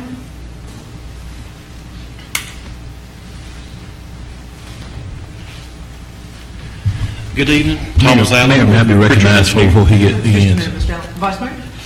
You know, I wasn't going to say anything tonight. Is he here to tell us what another engineer has said? He's an engineer as well. I mean, is he with Pritchard? Yes, sir, he is. Well, we hired Pritchard. We did not say Pritchard Engineering Firm. Why is Mr. Pritchard not here giving us a report? I don't want to hear from him, but the board may want to hear from him. And if we're going to hear his report, it's all keyed up to put on this board, and we need to have had the report before we get here tonight. I get here in the middle of a meeting, then somebody going to ask to give a report that I have not read. As an attorney, I need to read the report before I get here on a substantial completion. I was not intending to say anything tonight. Going to ask me, do I want to hear a report? And we hired Mr. Pritchard to do the report. Then this gentleman gets recognized to give us a report that the vice mayor has never seen. Now, Mayor, we had a work session this past Friday, and no one from the Pritchard Engineering Firm came forth and told us anything about that report. This is disturbing to the Vice Mayor and to the taxpayers that I represent in this great city of Starkville, Mississippi. I yield the floor. Vice Mayor, this is, I don't think he's got a narrative. All he's got is the drawings that were submitted to you, if you recall. Mayor, I still resent that because we hired Pritchard. Yes, sir. And we didn't hire this gentleman, no disrespect to him. And if, we had our work session on Friday, we might as well quit having the work session. We got to sit here and hear and read and look at a report that we have not seen before. This is a waste of our time. The taxpayers of this great city deserve better. Now, I was not intended to get keyed up tonight, but here you want to railroad a report down my throat, and as a licensed attorney almost 3 decades, it's not going to happen here in this state of Mississippi or no other state. Now, if the board wants to hear it, that's fine, but this is the bad way to conduct the business of the city of Starkville, Mississippi. Now, we are an intelligent group of individuals. All 7 of us are intelligent. The mayor is intelligent. The city attorney is intelligent, but we need to have this information before we assemble here. We have to prepare ourselves. We are educated, we are intellectuals, we are academicians, we are scholars, and we need to have this information to make informed decisions. This is the reason we are where we are right now, because there is an effort to push us into this $5.4 million building without getting all the work done like it should be done. This is wrong. Now, the board is going to approve this tonight. I was not going to say anything, but you want me to sit here and look up on the wall, look at a screen, look at a report, hear from a report. This insults my intelligence, but yet is not going to be insulted because I'm too smart to be insulted. This is a shame. It is a ridiculous. It's a railroad project here. $5.4 million. I mean, we're talking about the dollar amount for the police to go in. But let me stay on the subject matter. If we're going to have these work sessions, get this information into us in a timely manner. That's why we have deadlines. The staff has deadlines. We do not allow the staff to present things to us past the deadline, and the same thing should apply to this board. We should get out of the business of doing things that are just convenient to the majority of the people. That's what's wrong with government now. We got to do things that are decent and in order. It's just a shame. You want me to make a $5.4 million decision by bringing somebody down here, showing this on the board, and I've never seen it before. We have 4 meetings a month. You're going to bring this here at 6:45 in the evening, and I have not seen this yet. The other members, I can't speak to anybody else, but I have not seen it. We don't make decisions like this. $5.4 million going to ask me at almost 7 o'clock in the evening to look at a report. If Mr. Pritchard is so interested in seeing this, he needs to be here and present it. The motion, as I recall it, was to hire Mr. Pritchard to do the board. And Mr. Attorney, as I understand, the board speaks through its minutes. We didn't hire anybody else to do that, board. That's what the motion said. That's basic administrative law in this state of Mississippi. We're going to have this man to come down here and give us a report. And I didn't mean to say anything tonight, but this disturbs me the way we're doing business here. The votes are in place to approve the substantial completion, but it is the process we're trying to get to the finish line and to the end zone. You know, I know the vote's going to be here to approve it 5-1 tonight, but the process is being disrespected. If we want to get into the end zone with this matter, if you're going to get the yardage time at a time, follow the rules. Don't get a penalty flag along the way. Mayor, this is disturbing. The vice mayor has said he had nothing to say tonight, but I did not know that there was anything on our agenda for a report. Because we were told Mr. Pritchett on Friday was not here. So the engineer was at the work session on this past Friday. He's not here tonight, and I don't need to hear from him anyway, because what he had to say just pure hearsay. The board didn't hire our engineer to do the board. The board hired Pritchett. So hopefully, if anything's to be learned from this lengthy communications tonight, is we need to follow the process. I do not intend to get up here tonight and just give this type of lesson about how we should do the city, in my opinion, but this is wrong. I hate to have to say this, Mayor. I respect the protocol and I respect what you're doing, but this is not the right way to do it. You know, I'm just trying to do the best that I can as long as I remain here. I'm just trying to make sure if we're going to have agenda, the agenda been approved, and now we want to look at a report. Can't ask Mr. President any question. The board authorized him to do the boring. Mr. President is the one that we asked to do the job. We need to ask him the question. We're going to meet again in 2 weeks. Hopefully he'll be back off vacation as a result of the board having hired him to do the job. We'll be back in session on October the 17th of 2017. We'll be back in session the Friday the 13th of October 2017. He has plenty of opportunities to come in here, but no, we don't want to wait because we want the police department in the building before October 13th, 2017. That's the bottom line, ladies and gentlemen. Like Paul Harvey says, that is the rest of the story. So, Mayor, I'm sorry I had to say this, but it had to be said. Somebody have to say something. We got to start doing things right. Look, I don't expect things to go my way. I've been outvoted many a time since July 6th of 1993. That's not the point. The point is we need to follow the process. Don't try to spring a report up here at 7 o'clock in the evening. I mean, it needs to be put on the agenda. We had some diagrams in at our work session on Friday, but I'm not an engineer, and I'm not going to try to read it. I want Mr. Pritchett to interpret. That's who we specifically hired at our last meeting, Mr. Clyde Pritchett. I remember that motion saying anybody else to do it. So I think that to get our money's worth and to get accurate representation of what his report says, I don't want to hear any hearsay from anybody else. To tell me what Mr. Pritchett said is hearsay, because I can't ask Mr. Pritchett questions. I can't ask him about his drawings. We didn't ask anybody else to come, and that's not what the motion said. Mayor, the board probably wants to hear from him, but this is not the right way to do business. And I hate to have to go on this path, but this path came into it got put into my lap. I'm sorry it did, but it got put into my lap. And hopefully in the future, these type of things won't happen. Don't put these things into my lap. Just force the conversation because this is the wrong way to do it. Young man, no disrespect, I'm just a straight shooter. I don't try to go down 82 to get down to Cadence Bank. I just drive straight down the right path to get there. I go the nearest path to traffic. Mayor, I yield the floor. Thank you, Vice Mayor. Mayor, might be recognized. Oh, all right.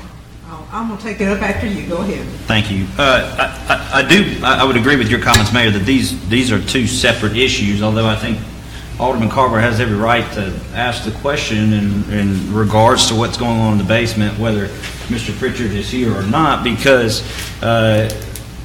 we're not just making any decisions on the basement and the water in the basement tonight. And so if Alderman Carver has some questions, I think that is completely necessary. The basement is a completely separate matter. So I think it's very appropriate that we hear from this gentleman tonight to appease Alderman Carver. I've been frustrated with the process as well. This is the third time since the inauguration on July 3rd that we've sat here and talked about trying to get our police department into their building. The police department needs to get into their building so that they can do their job. It is very straightforward. And I want to get the basement fixed. I want the solution for what's going on with the water in the basement just as much as everybody else does on this board. But we have got to move forward with this specific agenda item. Mayor. Thank you, Alderman Miller. And let me echo that, because I put this on the agenda with the thought of only the certificate of substantial completion. I see them as two separate items. I believe Attorney Latimer has opined that they are two separate issues, and as such, it is time, in my opinion, for the police department to go into a perfectly functional and absolutely beautiful building as far as I'm concerned. The work that will be done in the basement in order to make the water mitigation, or in order to mitigate the water issue, is not going to impede the ability of the police department to use this building. And that is the reason I brought this forward. I believe that it is time for them to be in that building. I don't think it compromises the effort, and I certainly had no desire or intent to work around the Vice Mayor's desire not to have something on the agenda or show up that isn't on the agenda. So I had not intended to do this.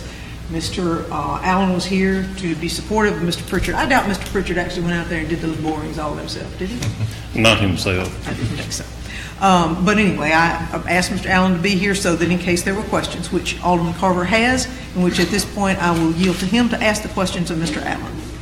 Do you want to just give us a 30-second synopsis on what's happened since our last meeting? Basically, the short of it is we've been monitoring the water, and there's a direct correlation between rainfall event and the water coming up in the monitoring wells. So there's water getting under the building somehow. We're not exactly sure how, but the drawings basically depict putting a trench drain system in the floor, and it'll be perforated to where the water, when it builds up under the slab, will get in the trench drain, into the sump pump, and pumped out. Thank you. That's basically it. Thank you. Okay. Anyone else have any questions of Mr. Allen while he's here? Okay. Thank you, sir. Appreciate your comment. Thank you. All right. Any other discussion? Any other thoughts? Mayor, Yes. I move we authorize the mayor to sign the certificate of substantial completion for the construction of the Starkville Police Department building and renovation. Okay. I have a motion. Do I have a second? Second. I have a second from Alderman Little.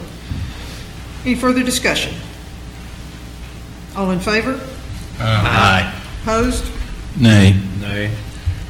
Alderman Carver and Vice Mayor Perkins are nay. So by a vote of 4-2, motion carries. Happy birthday, Chief. All right. Moving along, we have next board business, which is the discussion and consideration of amending the smoking ordinance 2008-08, City of Starkville Code of Ordinances, Chapter 82, Article 4, Code Section 82-91 et sec, to include electronic cigarettes in the definition of smoking products. You have the ordinance at your desk, and we have had some discussion, certainly, and we can have further discussion. Do I have a motion? I have a motion from, Alderman Sistrunk moves approval. Do I have a second? Second. I have a second from Vice Mayor Perkins. Any further Alderman Carver. I think that City Attorney and I spoke today. I'd like to have some kind of sentence added where, basically, if someone's sole purpose of going to a vape shop is to buy vape products, not a convenience store, I think this is a hindrance. I did read most of this data that you guys and ladies sent, There's a lot of data. I don't, what's most compelling to me is that the vaping industry wants a total reduction of tobacco cigarettes. That's, you know, for them, that's what they want, is everybody to get on their product, in my opinion. I don't know if you'd say that, but from a business point and then a health point, I think the gentleman that has since left gave us a lot of data that provides for this. So I know, City Attorney, it may be too late in the ballgame, but if there's something that could be added, that if somebody's sole purpose, and in my opinion, I know there's a couple in shopping centers, but I don't know if you get into the ventilation and the ductwork, especially if it's a freestanding vape shop. If a man or a lady's going there or are being brought in for health reasons, they know what they're going in there for. However, y'all have expressed through email and phone calls that you don't want people vaping in restaurants and blowing it on people, and everywhere that a cigarette's banned, that it was forthcoming for y'all to come out and say that you don't want that either. You know, you're putting bans on yourself that people typically don't do in the private sector. But so, City Attorney?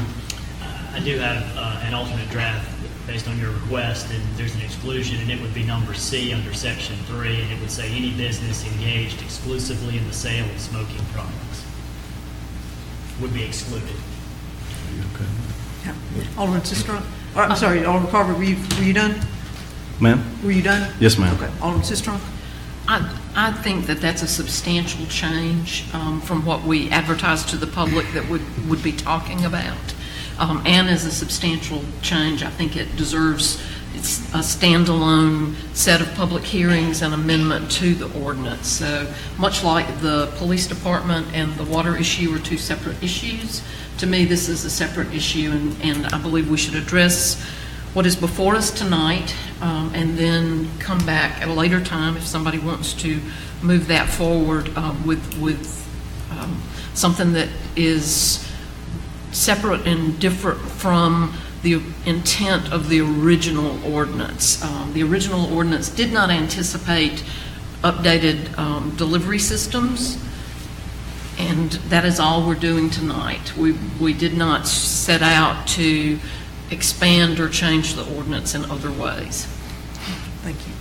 Alderman Carver? I agree to disagree with you on that, because oftentimes in a matter of 10 seconds right now we can change things. Things are, as y'all will notice, often get changed at the table. I think that's part of being a good local government body, is you find some median ground, and these are individuals that, again, are all for the ordinance, except for the fact that, you know, it's going to hurt local business. I think that the fact that this is a $4.5 billion with a billion-dollar industry right now, that you're taking, I've heard, I didn't know it was 4,000 carcinogens or something like that in a cigarette. I've heard it was 153, but you know, if anything, you're getting individuals that are going from 153 carcinogens down to possibly 1, 2 maybe. Oh, you're saying 4. So anything that, you know, that helps our public here in a college town, which trends a lot faster than any other towns within the state. Therefore, just like we banned the smoking, first city over the size of 10,000 to ban the smoking here, sets a precedent throughout the state that Starkville was a launch pad for a lot of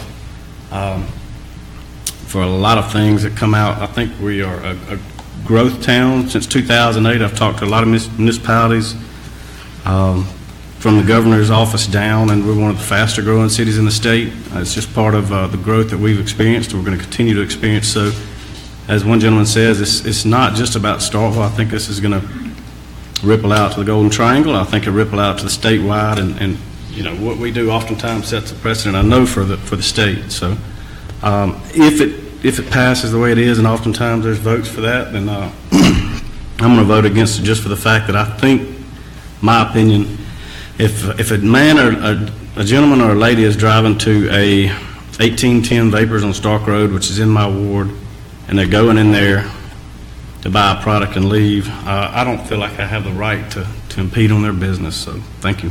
Okay, thank you. Alderman Little? Is your friendly amendment, is it for freestanding or special? I'm okay with that. I'm okay with that, because I don't think this is a major change. I don't know that we need to have 2 more public hearings.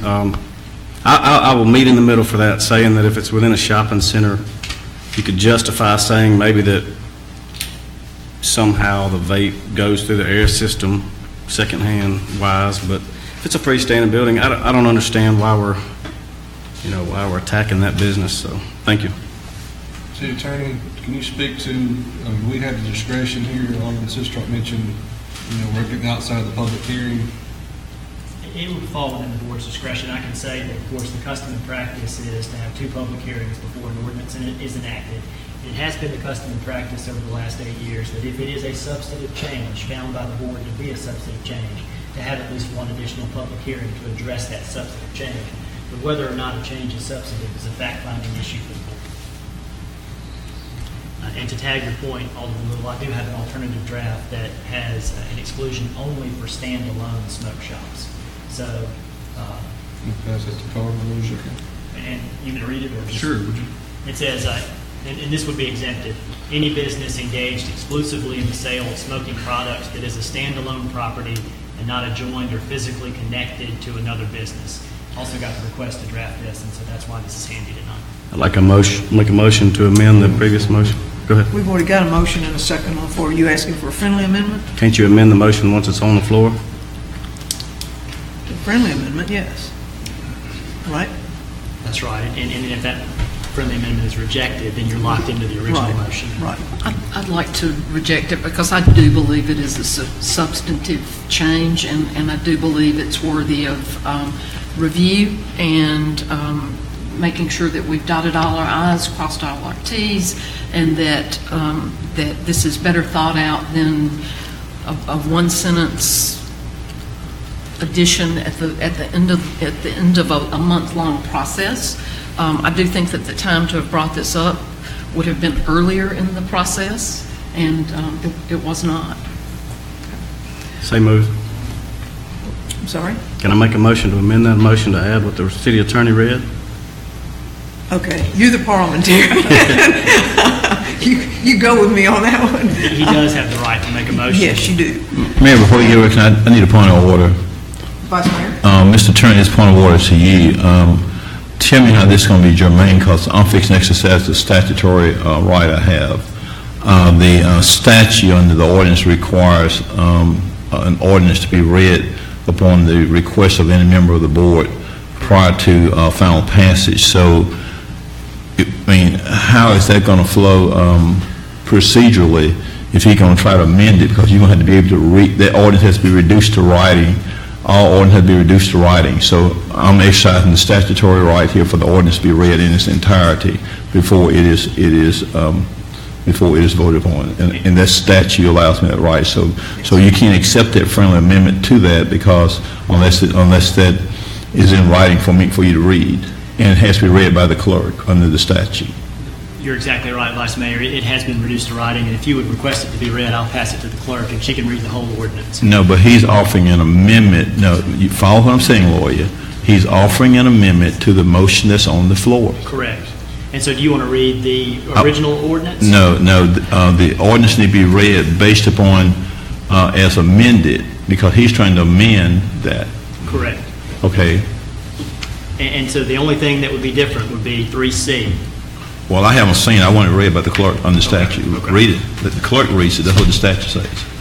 You want the whole ordinance read, Vice Mayor? Yeah, because I have not seen it. Okay.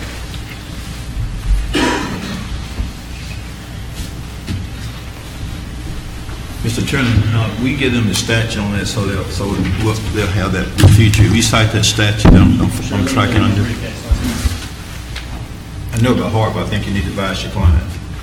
Well, the rule says that before an ordinance gets enacted, it's reduced to writing and read if requested, and I can get you that statutory citation. Let me pull it out of my briefcase. Okay? Well, I don't need... I hadn't memorized the citation. The rule does not say that. The statute, the state law says the rule doesn't say it, but go ahead and read it. I don't need to know the statute because I already know it, but go ahead and let the clerk read it. But the rule does, you said that incorrectly, the rule does not say it. The state law mandates that. It does not allow any discretion.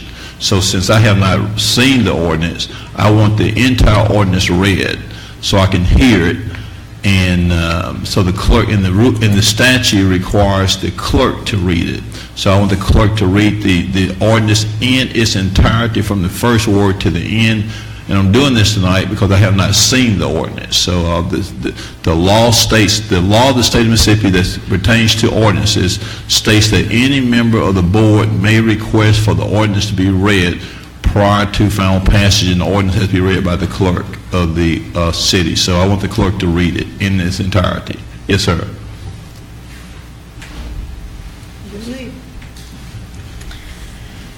An ordinance to create rules and regulations for smoking in public places and places of employment.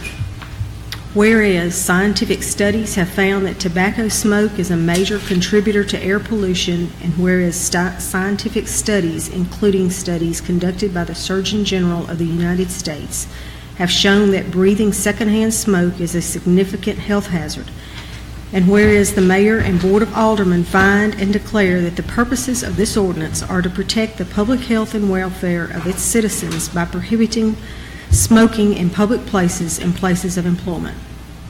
Whereas the city originally enacted ordinance number 2008-8 dated August 19, 2008, and codified in Chapter 82, Offenses and Miscellaneous Provisions, Article 4, Smoking in Public Places and Places of Employment, Municode Sections 82 through 91 through 82-99.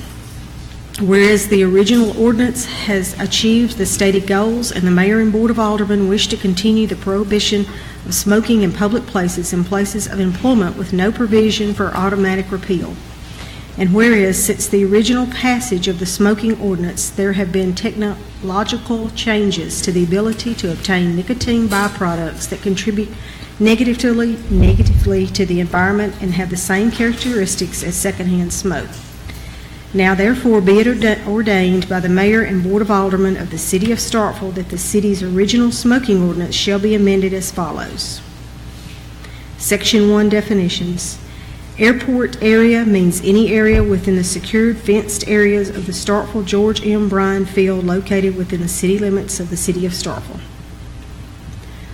Alternative nicotine product means 1, an electronic cigarette, or 2, any other product that consists or contains nicotine that can be ingested into the body by chewing, smoking, absorbing, dissolving, inhaling, or by any other means.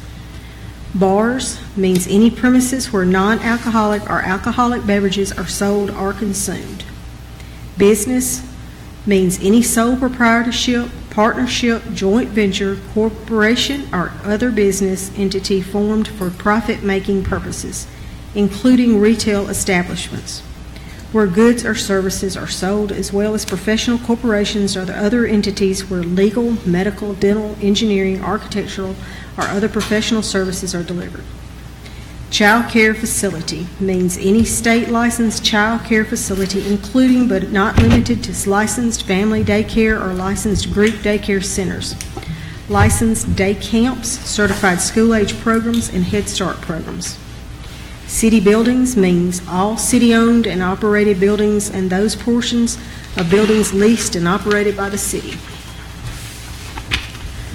Common areas of buildings means all areas not part of a tenant's leased premises, including but not limited to lobbies, community rooms, hallways, laundry rooms, stairwells, elevators, enclosed parking facilities, pool areas, and restrooms contingents thereto.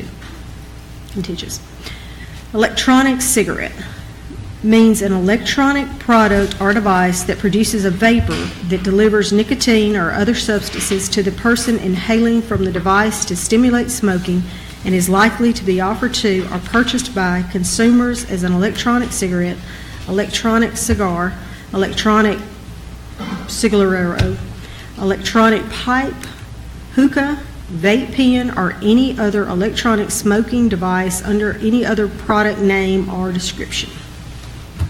Employee means any person who is employed by an employer for direct or indirect monetary wages or profit, including those full-time, part-time, temporary, or contracted from a third party.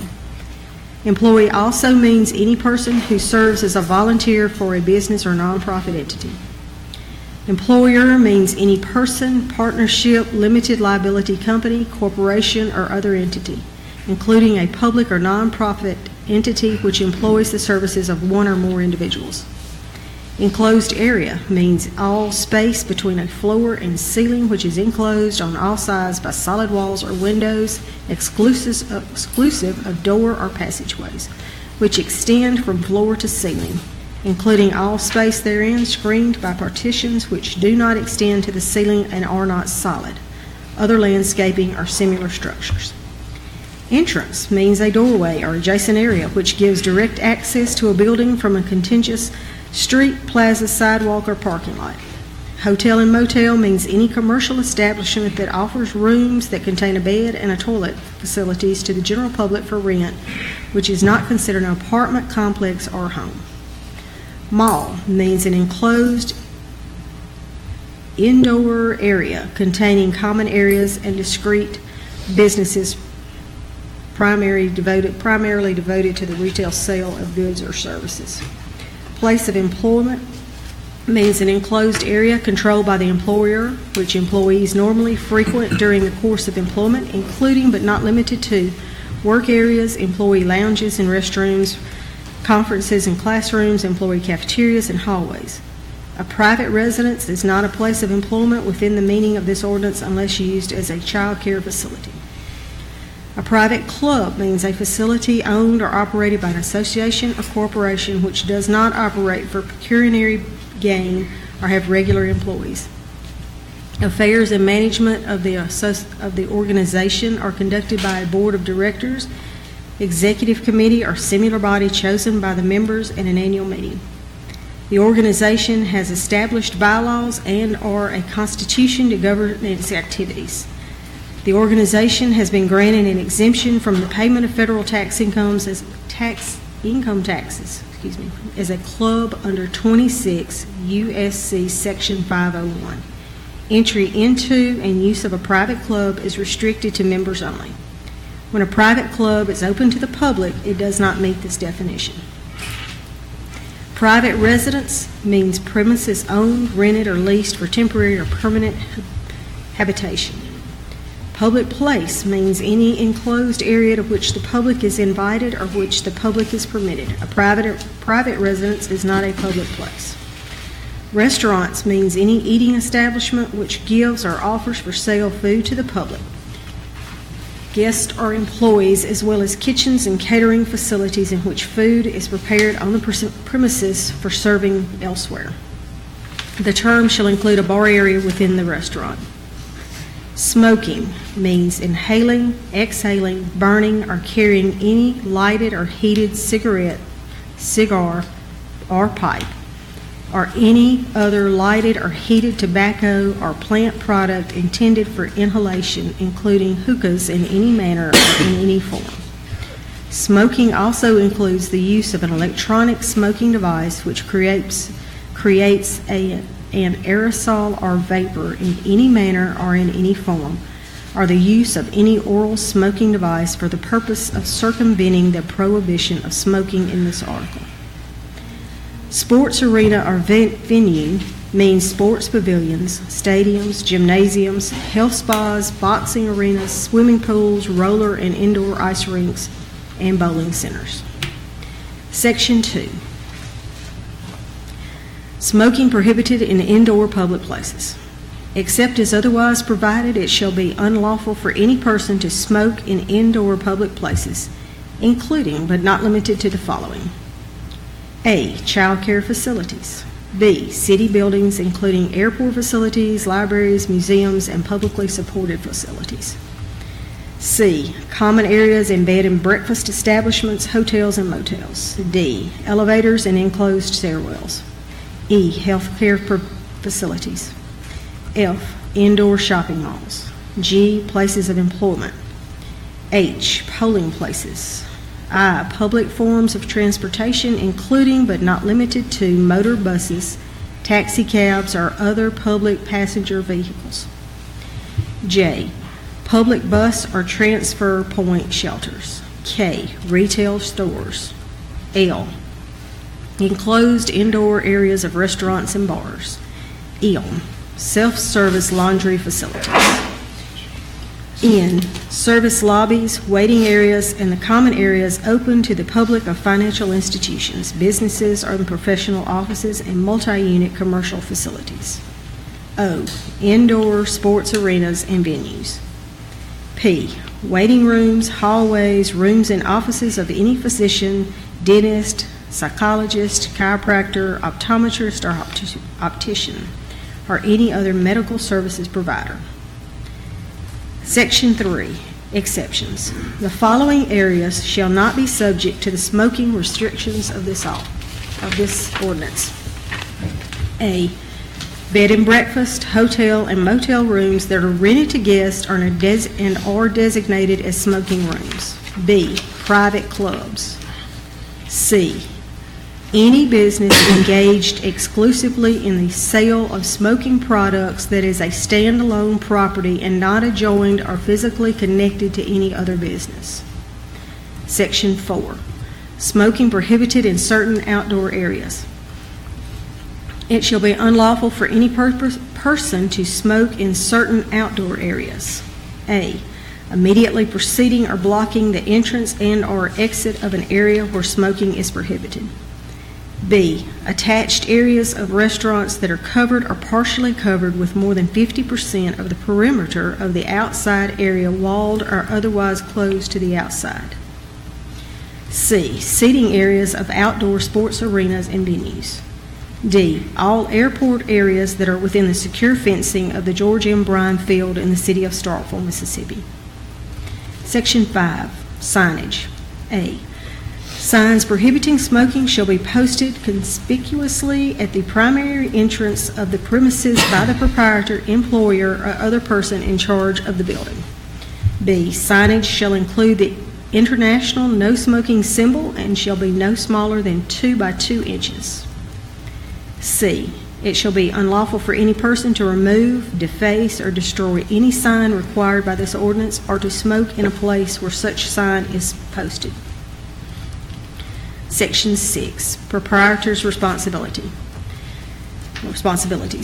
A, the proprietor, employer, or other person in charge of premises regulated hereunto, upon either observing or being advised of a violation, shall advise the smoker of this ordinance and request that they extinguish their cigarette or tobacco product and refrain from smoking.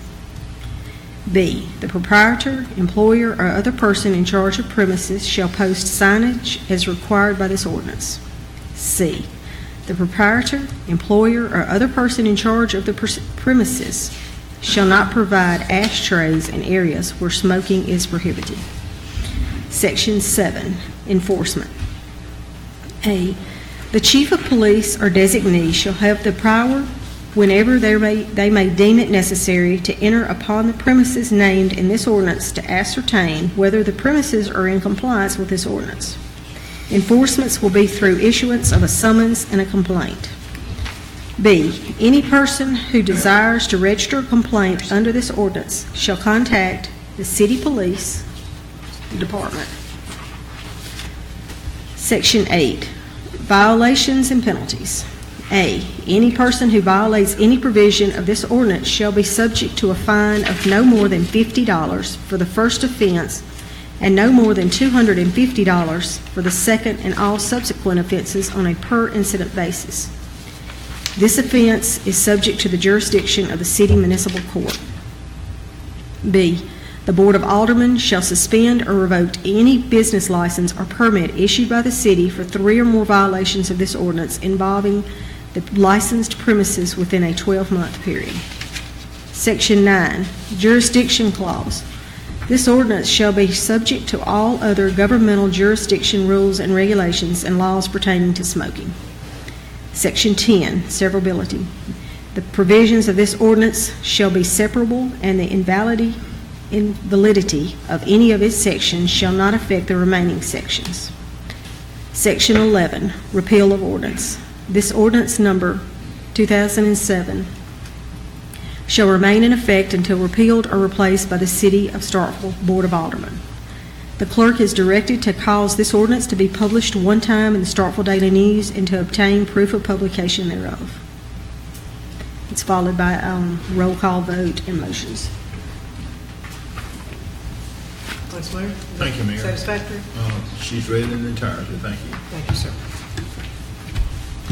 Okay, we had, Alderman Carver had a motion to amend. Is there a second? Second? Alderman Little. Second, any further discussion? Could we clarify that amendment? That's as read, right? It is, and City Clerk, can you pass me the draft? Alderman Miller, the only thing different between this draft and the draft that was presented is that it has an exclusion. And that exclusion is that the following areas shall not be subject to the smoking restrictions of this ordinance. There was one additional exclusion, and that is any business engaged exclusively in the sale of smoking products that is a standalone property and not adjoined or physically connected to another business. Thank you. Okay, so we have motion to amend, we have a second, and we have any further discussion? All right, Alderman Sistrunk. And I would like to once again say that the primary question, I think, in the case of that amendment is not so much whether or not you think that the exception should be granted, but whether or not that is a substantive change that should take place at the board table and not in the normal course of business. I think it's very poor form to start amending ordinances on the fly, no matter how you feel about the question of granting an exception or not. Thank you. Anyone further? Anyone further? Okay, we'll do this by roll call vote. The first item we will take up will be to, how do we say this, to amend the ordinance to reflect that section C, section 3C. And that's the motion that's the concept that's on the table now. That's the motion that's on the table. So if you will call yay or nay as the city clerk calls your name. And this is a yay will be to amend based on Alderman Carver's motion. Alderman Carver. Yay. Alderman Sistrunk. No. Alderman Little. Yay. Alderman Walker. Nay. Alderman Miller. Yay. Vice Mayor Perkins. Nay. All right, by a vote of 3-3, I will be voting nay on this. So motion fails. Back to the original motion, which was to adopt the ordinance that was at the table or that was originally in your packet. Okay. Any discussion on that? Okay. Seeing no discussion, we'll have a roll call vote again, please. I'm sorry. I'm sorry. I missed you. No, I'm going to sorry. support this motion solely on the fact that it's obviously got the votes there. Oftentimes when thing comes here, you know that the votes are there before. I feel that there's been a disservice to you guys is more from the fact that I think in speaking with most of y'all, you felt like that you couldn't get up with the alderman and you just sent blank emails. I think you alluded to the fact, and that's why I try to change at the table. But nonetheless, we want your business here in Starkville. I think that you're providing a service from everything I read in the United Kingdom and how it's transitioning into the United States. I think that, and personally having a few friends that do it and the health effects they've said they've changed. A lot of these guys are multi-term war veterans and maybe got addicted over there overseas protecting our country, and now they're back, and a lot of them are doing things that one of my best friends read about this in Jackson last week and said he's out playing soccer with his son for the first time in a couple of years. He's got some issues related. I think it's an asthma issue over there. There's a lot of sandstorms. He has issues that vaping is the only thing that can help him. Similar stories I've read most of what y'all sent us. It was a lot of information. But, I think that at the end of the day, what you're doing is benefiting someone. I think it's 96% healthier to vape than it is to smoke. I don't want to see people do either one of them, to be honest with you. I don't know that everybody can quit an addiction cold turkey. I wish they could, so thank you. Thank you, Alderman. Anyone else? Mayor. I'm sorry. There's nothing that says that we can't go about it the way that Alderman Sistrunk proposed and go about it that way and do the two public hearings and attempt to move forward with what Alderman Carver proposed tonight. So that those things are still possible. It's just the way in city government that we tend to think. So, Mayor. Thank you. If there's no further discussion, we have a motion on the table and a second. We'll do a roll call vote, please. Alderman Carver. Yay. Alderman Sistrunk. Yay. Alderman Little. Yay. Alderman Walker. Yay. Alderman Miller. Yay. Vice Mayor Perkins. Yay. Motion by a vote of 6-1, motion carries. All right, thank you. Was it 6-0? I'm sorry, correct? 6-9. I apologize. I already had it in my head. Alderman Vaughn voted nay. You just didn't know it. All right, we will move along to the last item. Can we take 2 minutes? Yes, we can. We'll take a 5-minute break. We'll come back at 7:30, please. But it's the right That's the one that we passed. That's the one you're interested Yeah, make a notation that this is a reader. Yeah. You did a good job with that. Very dispassionate, flat line. Nice job. I was reaching for the water.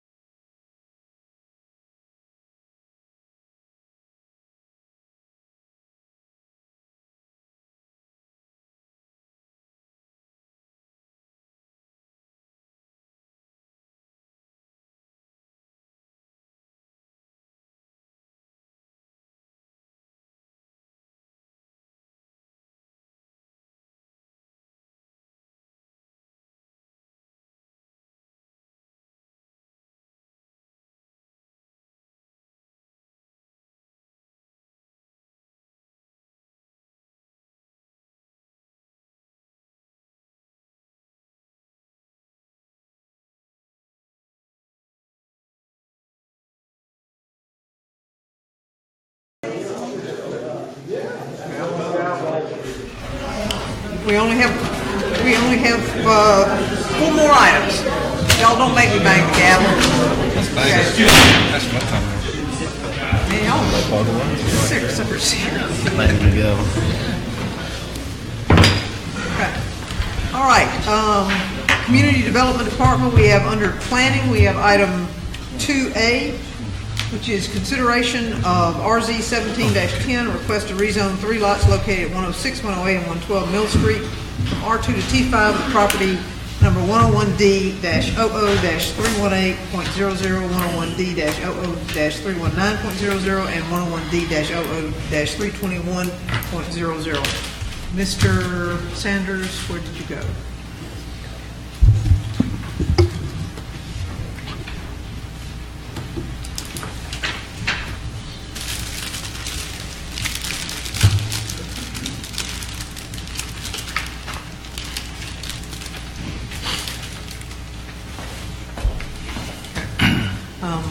Board have any questions of Mr. Sanders before we let him give us any kind of comments, presentation of any kind? Sure. Lay it out for us. Sure.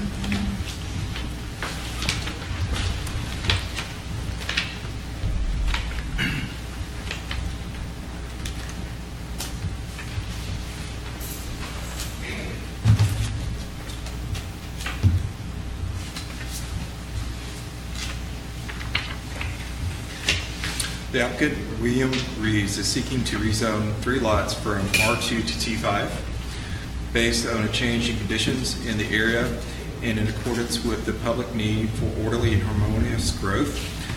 At this time, plans have not been submitted to the city for review. 58 property owners of record within 300 feet of the subject property were notified directly by mail of the request. A public hearing notice was published in the Starkville Daily News September 18th, 2017, and a sign was posted on the properties concurrent with the publication of the notice. As of this date, the planning office has received 2 phone calls inquiring about the request and 1 email supporting the request. On September 12th, 2017, the Planning and Zoning Commission voted 6-0 to recommend approval of the request based on change in condition of the neighborhood and the public need. I'll be happy to answer any questions that any of the board members have.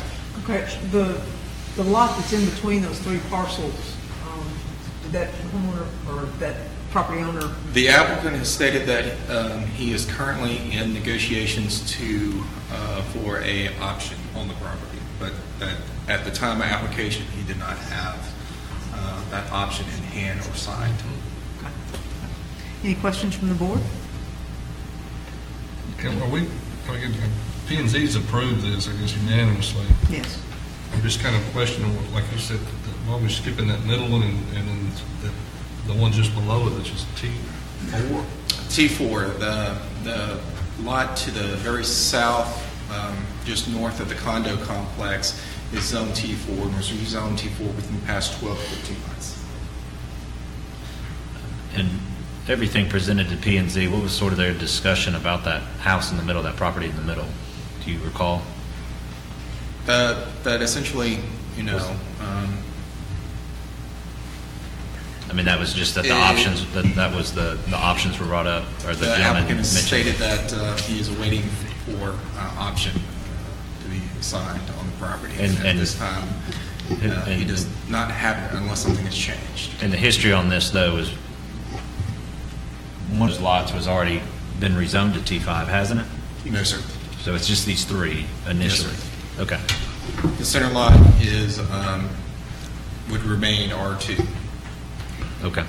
Mayor, may I recognize? Mr. Sanders, I assume they're talking about 110 Mill Street, right?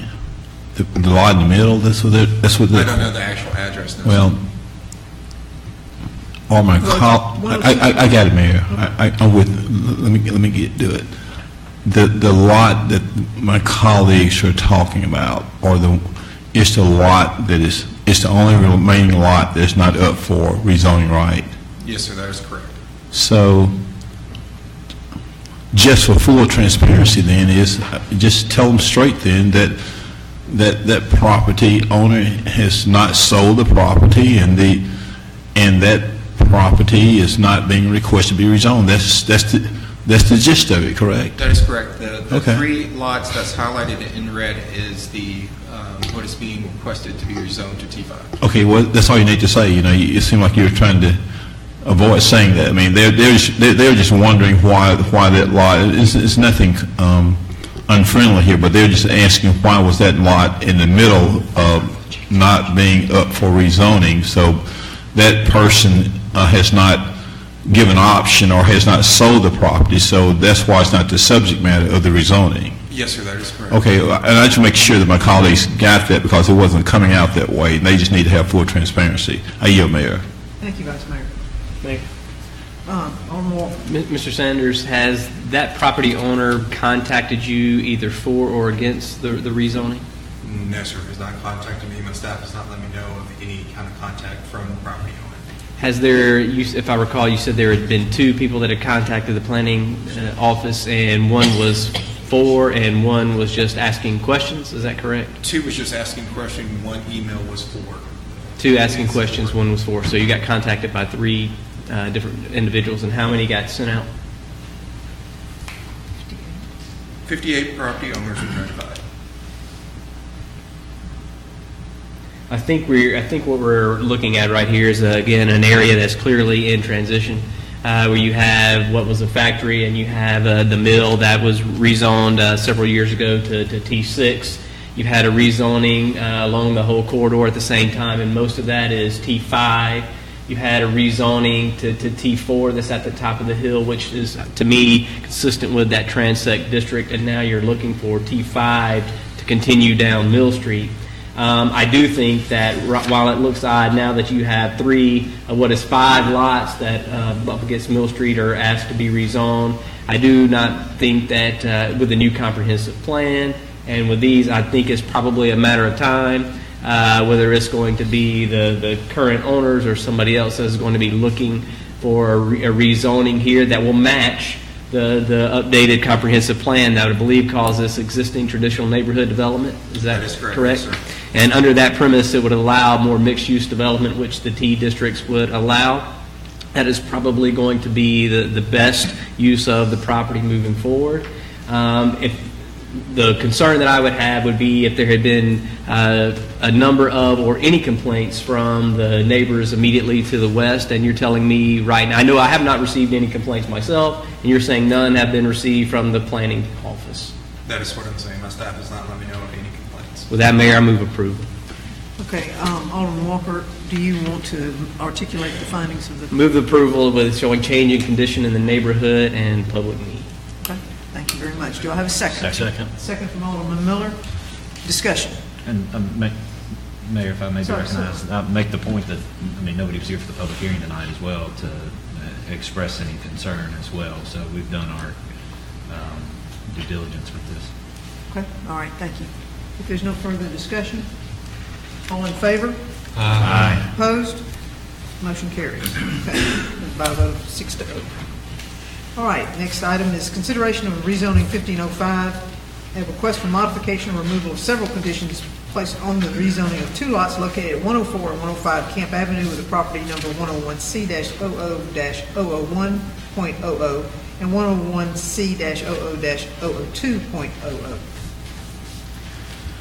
Mr. Sanders, you want to pull that up?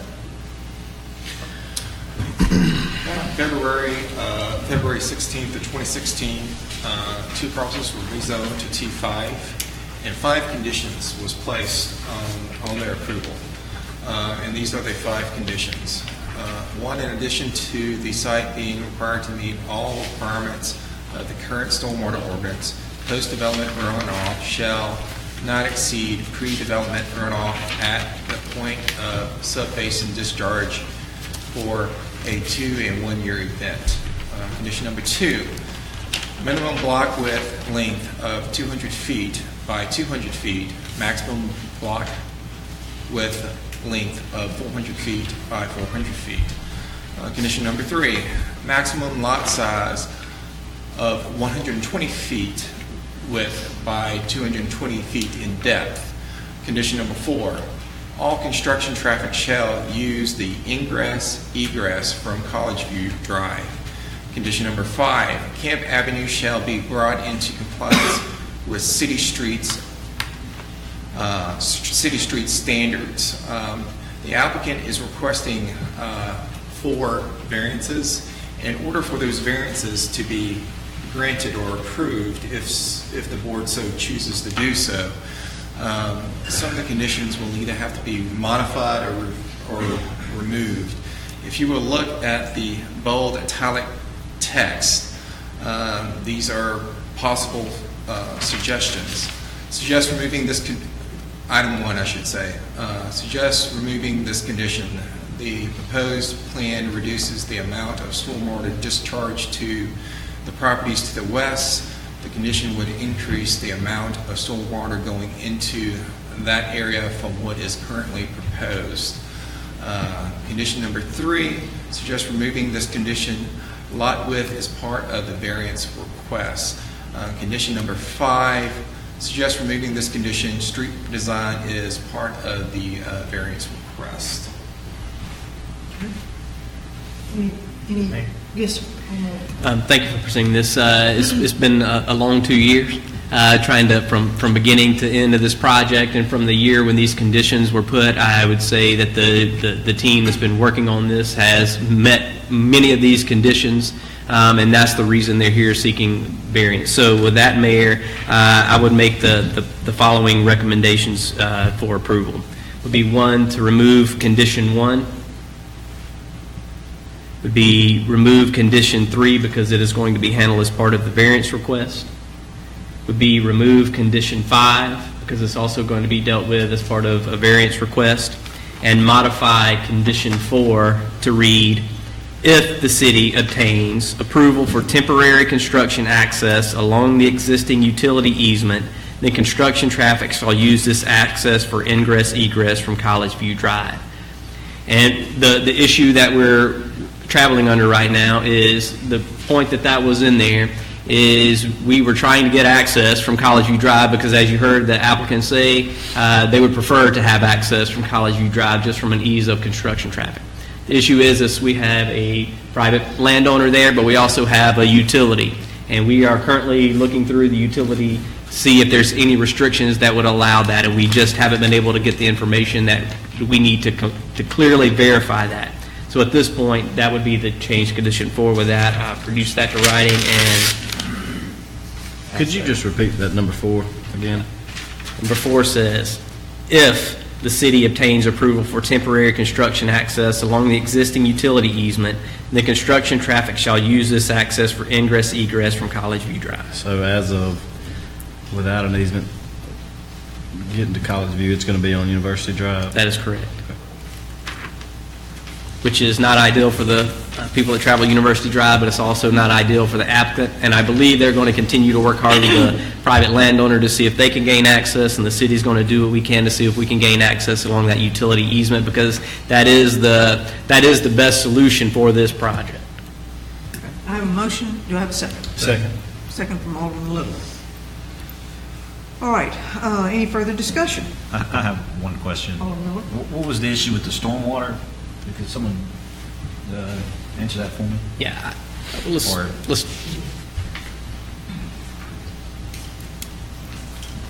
I'm Frank Summers with Walker Associates. We're the civil engineer representing the developer, the property owner.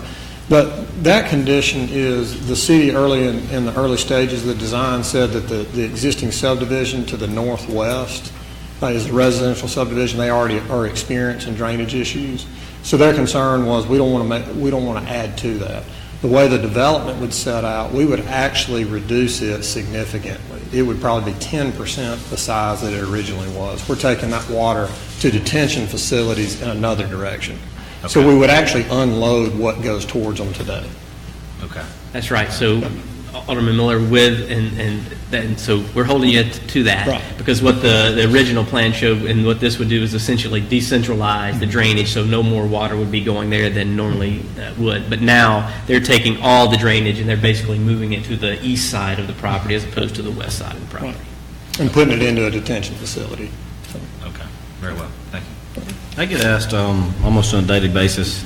The only issue I had with this project, and I think I spoke to Mr. Bell, Mr. and Mrs. Fuller, was the issue of construction on University Drive. I also said that if we revisited this, that I would vote for it. But what is any kind of estimated completion date? You know, what are we looking at here? Maybe better for this gentleman.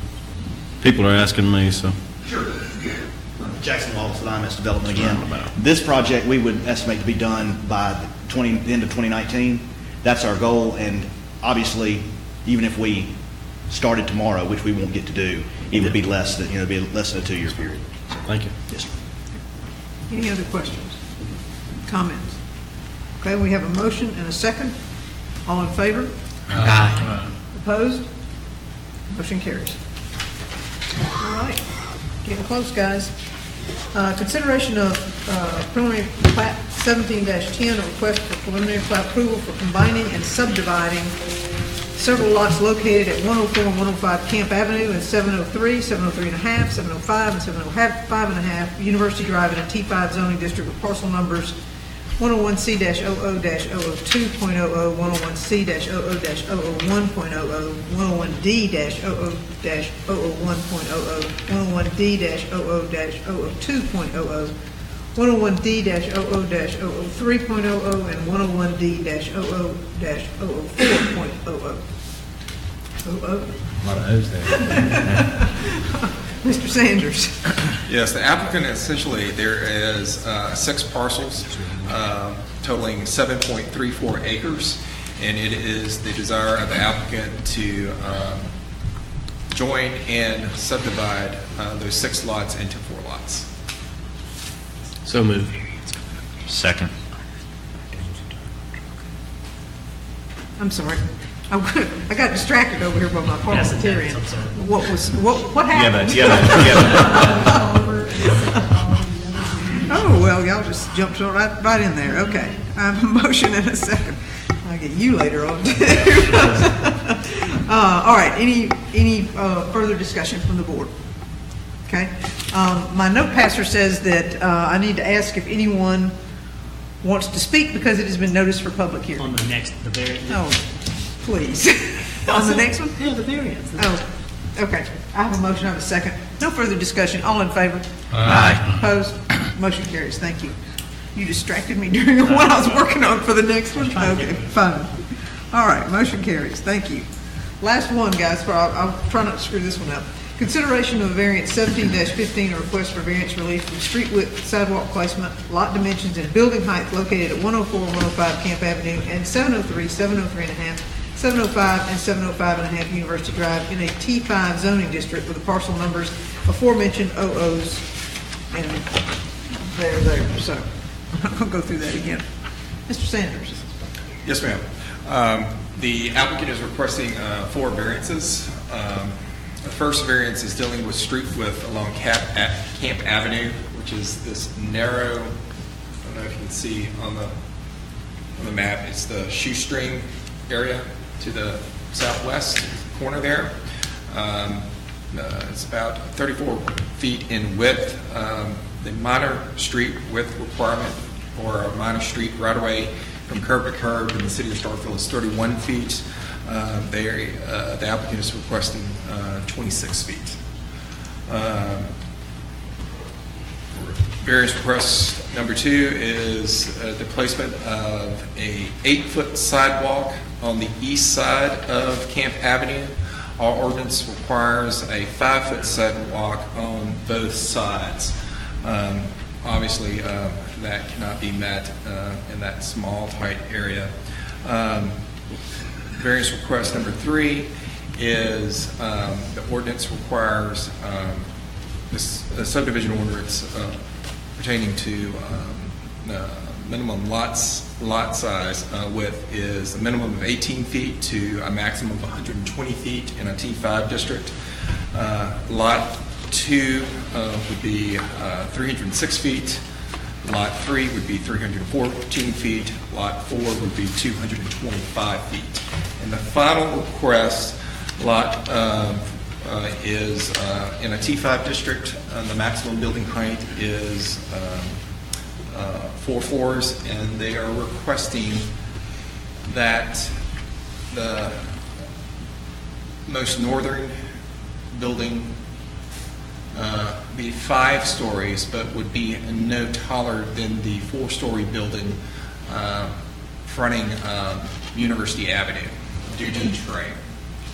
Topographical. Yes, ma'am. Okay. All right. Any questions of Mr. Sanders? Alderman Walker. I don't have any questions for Mr. Sanders. I don't think.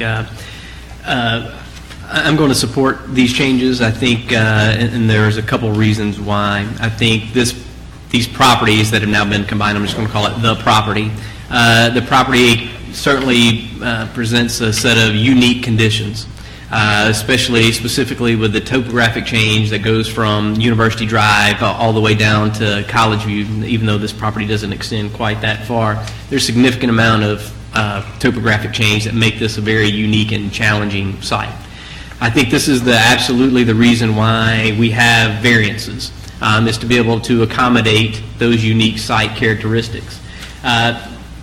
Speaking specifically, this is a T5 zone that the maximum height of a building is 4 stories. The only reason that I am supporting to go to the 5 stories in this is because of those unique constraints and the characteristics of this topographic change. If this was going to be a T5 and we had a different landform, I would not support that building height requirement. And I would urge the other aldermen to do so as well. But in this case, because of the significant topographic change and not changing the height from University Drive is why I'm going to support this.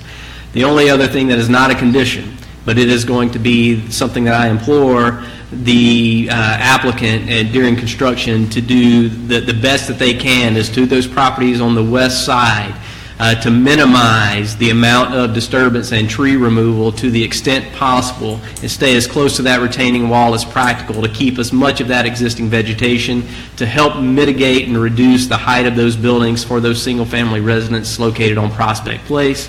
And just to say that when construction and demolition and grading starts, that we make sure that we're out there and the guys that are driving the dozer and doing the work are being meticulous and making sure that we minimize as little as possible to make sure we keep as much of that vegetation intact as possible. Before we go any further, let me go ahead and do what I was directed to do and got distracted by, and that's ask if anyone wants to speak on this. And we did notice it as a public hearing. Does anyone have anything they wish to say about this agenda item? No? Okay, thank you. I'll close it as a public hearing. Any further discussion from the board? With that, Mayor, I make a motion to approve, and please ask the city clerk to make sure those comments are reflected in the minutes. Okay. All right, I have a motion. Do I have a second? Second. Second from Alderman Little. All right, any further discussion? Seeing none, all in favor? Aye. Opposed? Motion carries 6-0. All right, that concludes our agenda. I have but to read an item, and we will have a motion to adjourn, please. Give me just a reading here. In accordance with the notices required under Mississippi Code annotated 254113, the board will be having a work session on the 13th of October 2017 at 1 p.m. The meeting will be held at City Hall in the second floor conference room located at 110 West Main Street. Public and media are invited to attend. Notice should be provided of this work session within 1 hour of this meeting by posting such notice at City Hall. The notice for the work session will be made a part of the minutes of the board meeting. Work session will be an open public meeting of the City of Starkville, and public and press are invited to attend. And so moved, I heard? Okay, and I have a second? Second. Second from Alderman Miller. All in favor? Aye. All right, we are adjourned. Mr. Sanders. Thank you all. Mr. Sanders.